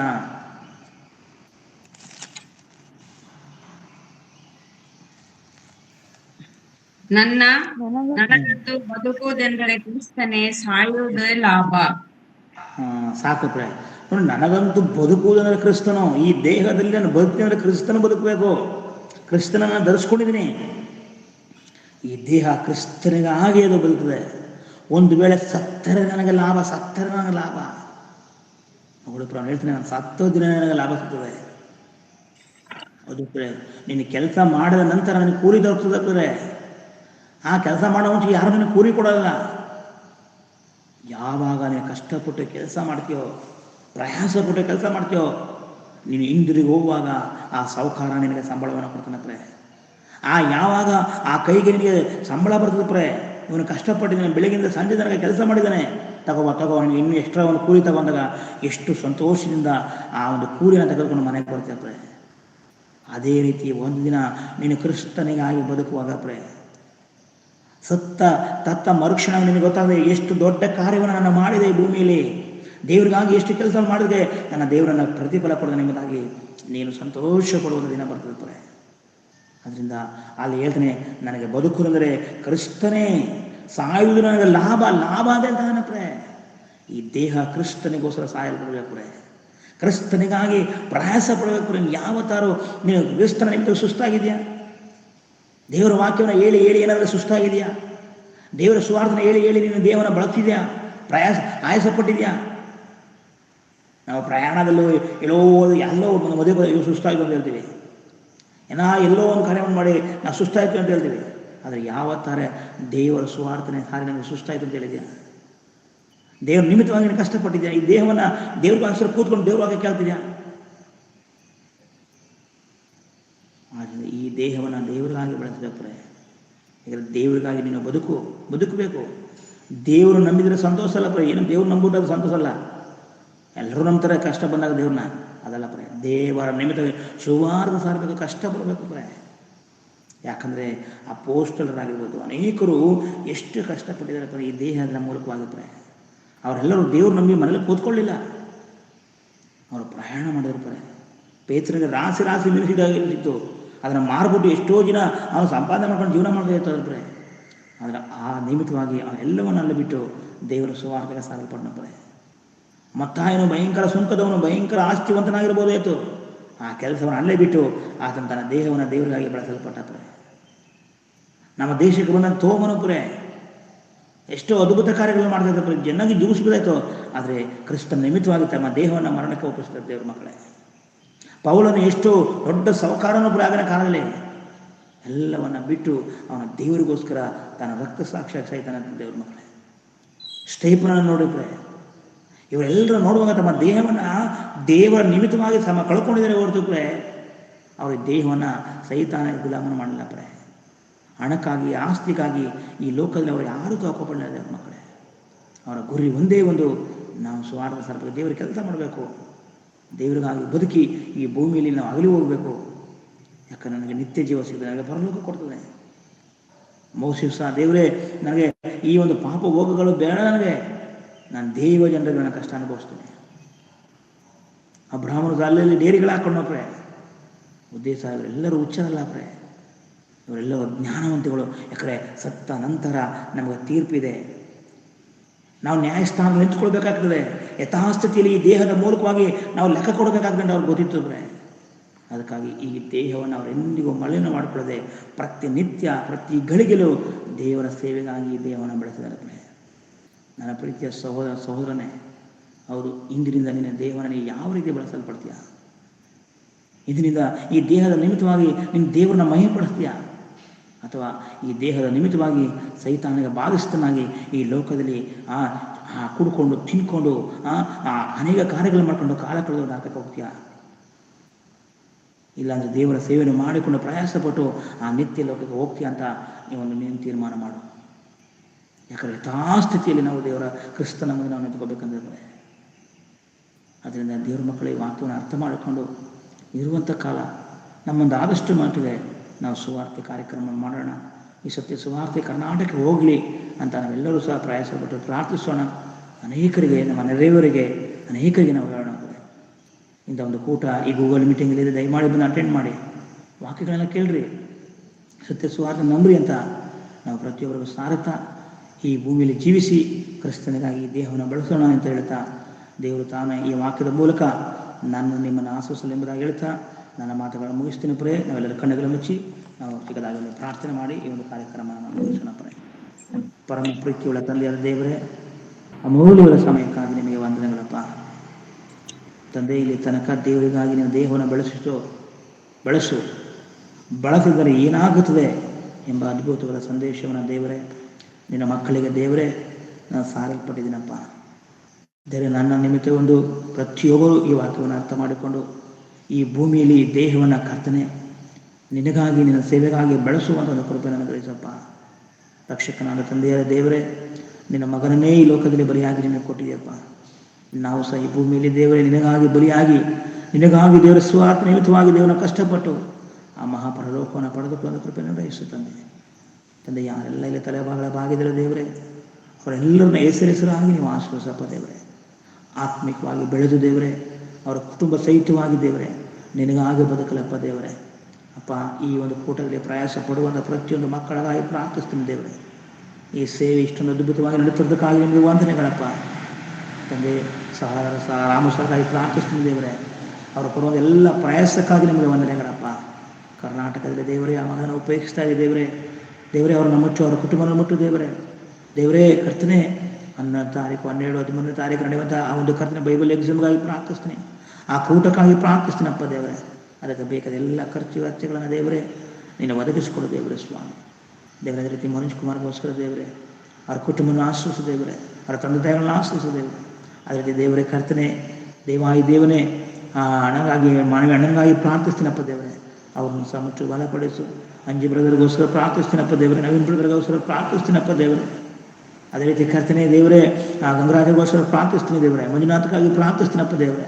ಪುಟ್ಟರಾಜರಿಗೋಸ್ಕರ ಪ್ರಾರ್ಥಿಸ್ತೀನಪ್ಪ ದೇವರೇ.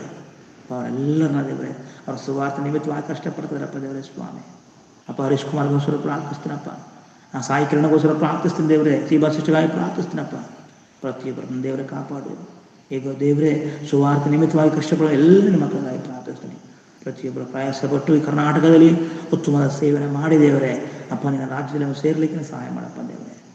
ಅಪ್ಪ ತ್ರಿಗಂಧಾವತಿ ದೇವರೇ ಸ್ವಾಮಿ, ಇಲ್ಲಿ ತಲೆಬಾಗ ಎಲ್ಲ ನಿನ್ನ ಮುದ್ದು ಮಕ್ಕಳನ್ನ ನೆನಪು ಮಾಡ್ಕೊಳ್ತೀನಿ. ಪ್ರತಿಯೊಬ್ಬರನ್ನ ದೇವರೇ ಆತ್ಮಿಕವಾದ ರೀತಿಯಲ್ಲಿ ಆಶ್ರಯಿಸಿ ನಿನ್ನ ಬಲಪಡಿಸಪ್ಪ ದೇವರೇ. ಈಗೂ ಈ ಸಮಯದಲ್ಲಿ ಕೊಟ್ಟಂಥ ಈ ಒಳ್ಳೆಯ ವಾಕ್ಯದ ಭಾಗಕ್ಕಾಗಿ ನಿಮಗೆ ಸ್ತೋತ್ರಪ್ಪ. ನನ್ನೊಟ್ಟಿಗೆ ನೀನು ಮಾತನಾಡೋದಕ್ಕಾಗಿ ನಿಮಗೆ ಕೃತಜ್ಞತೆಗಳು ವಂದನೆಗಳಪ್ಪ ದೇವರೇ. ಹೇಗೋ ದೇವರೇ ಈಗ ನಾವೆಲ್ಲ ನಿಮ್ಮ ಸೇವೆಯಲ್ಲಿ ನಾವು ಪ್ರಯಾಸ ಪಡಲಿಕ್ಕೆ ನಮಗೆ ಸಹಾಯ ಮಾಡುತ್ತಂದೆ. ಪ್ರಾರ್ಥನೆ ಕೇಳೋದಕ್ಕಾಗಿ ವಂದನೆ, ಜಯ ಕೊಡೋದಕ್ಕಾಗಿ ವಂದನೆ.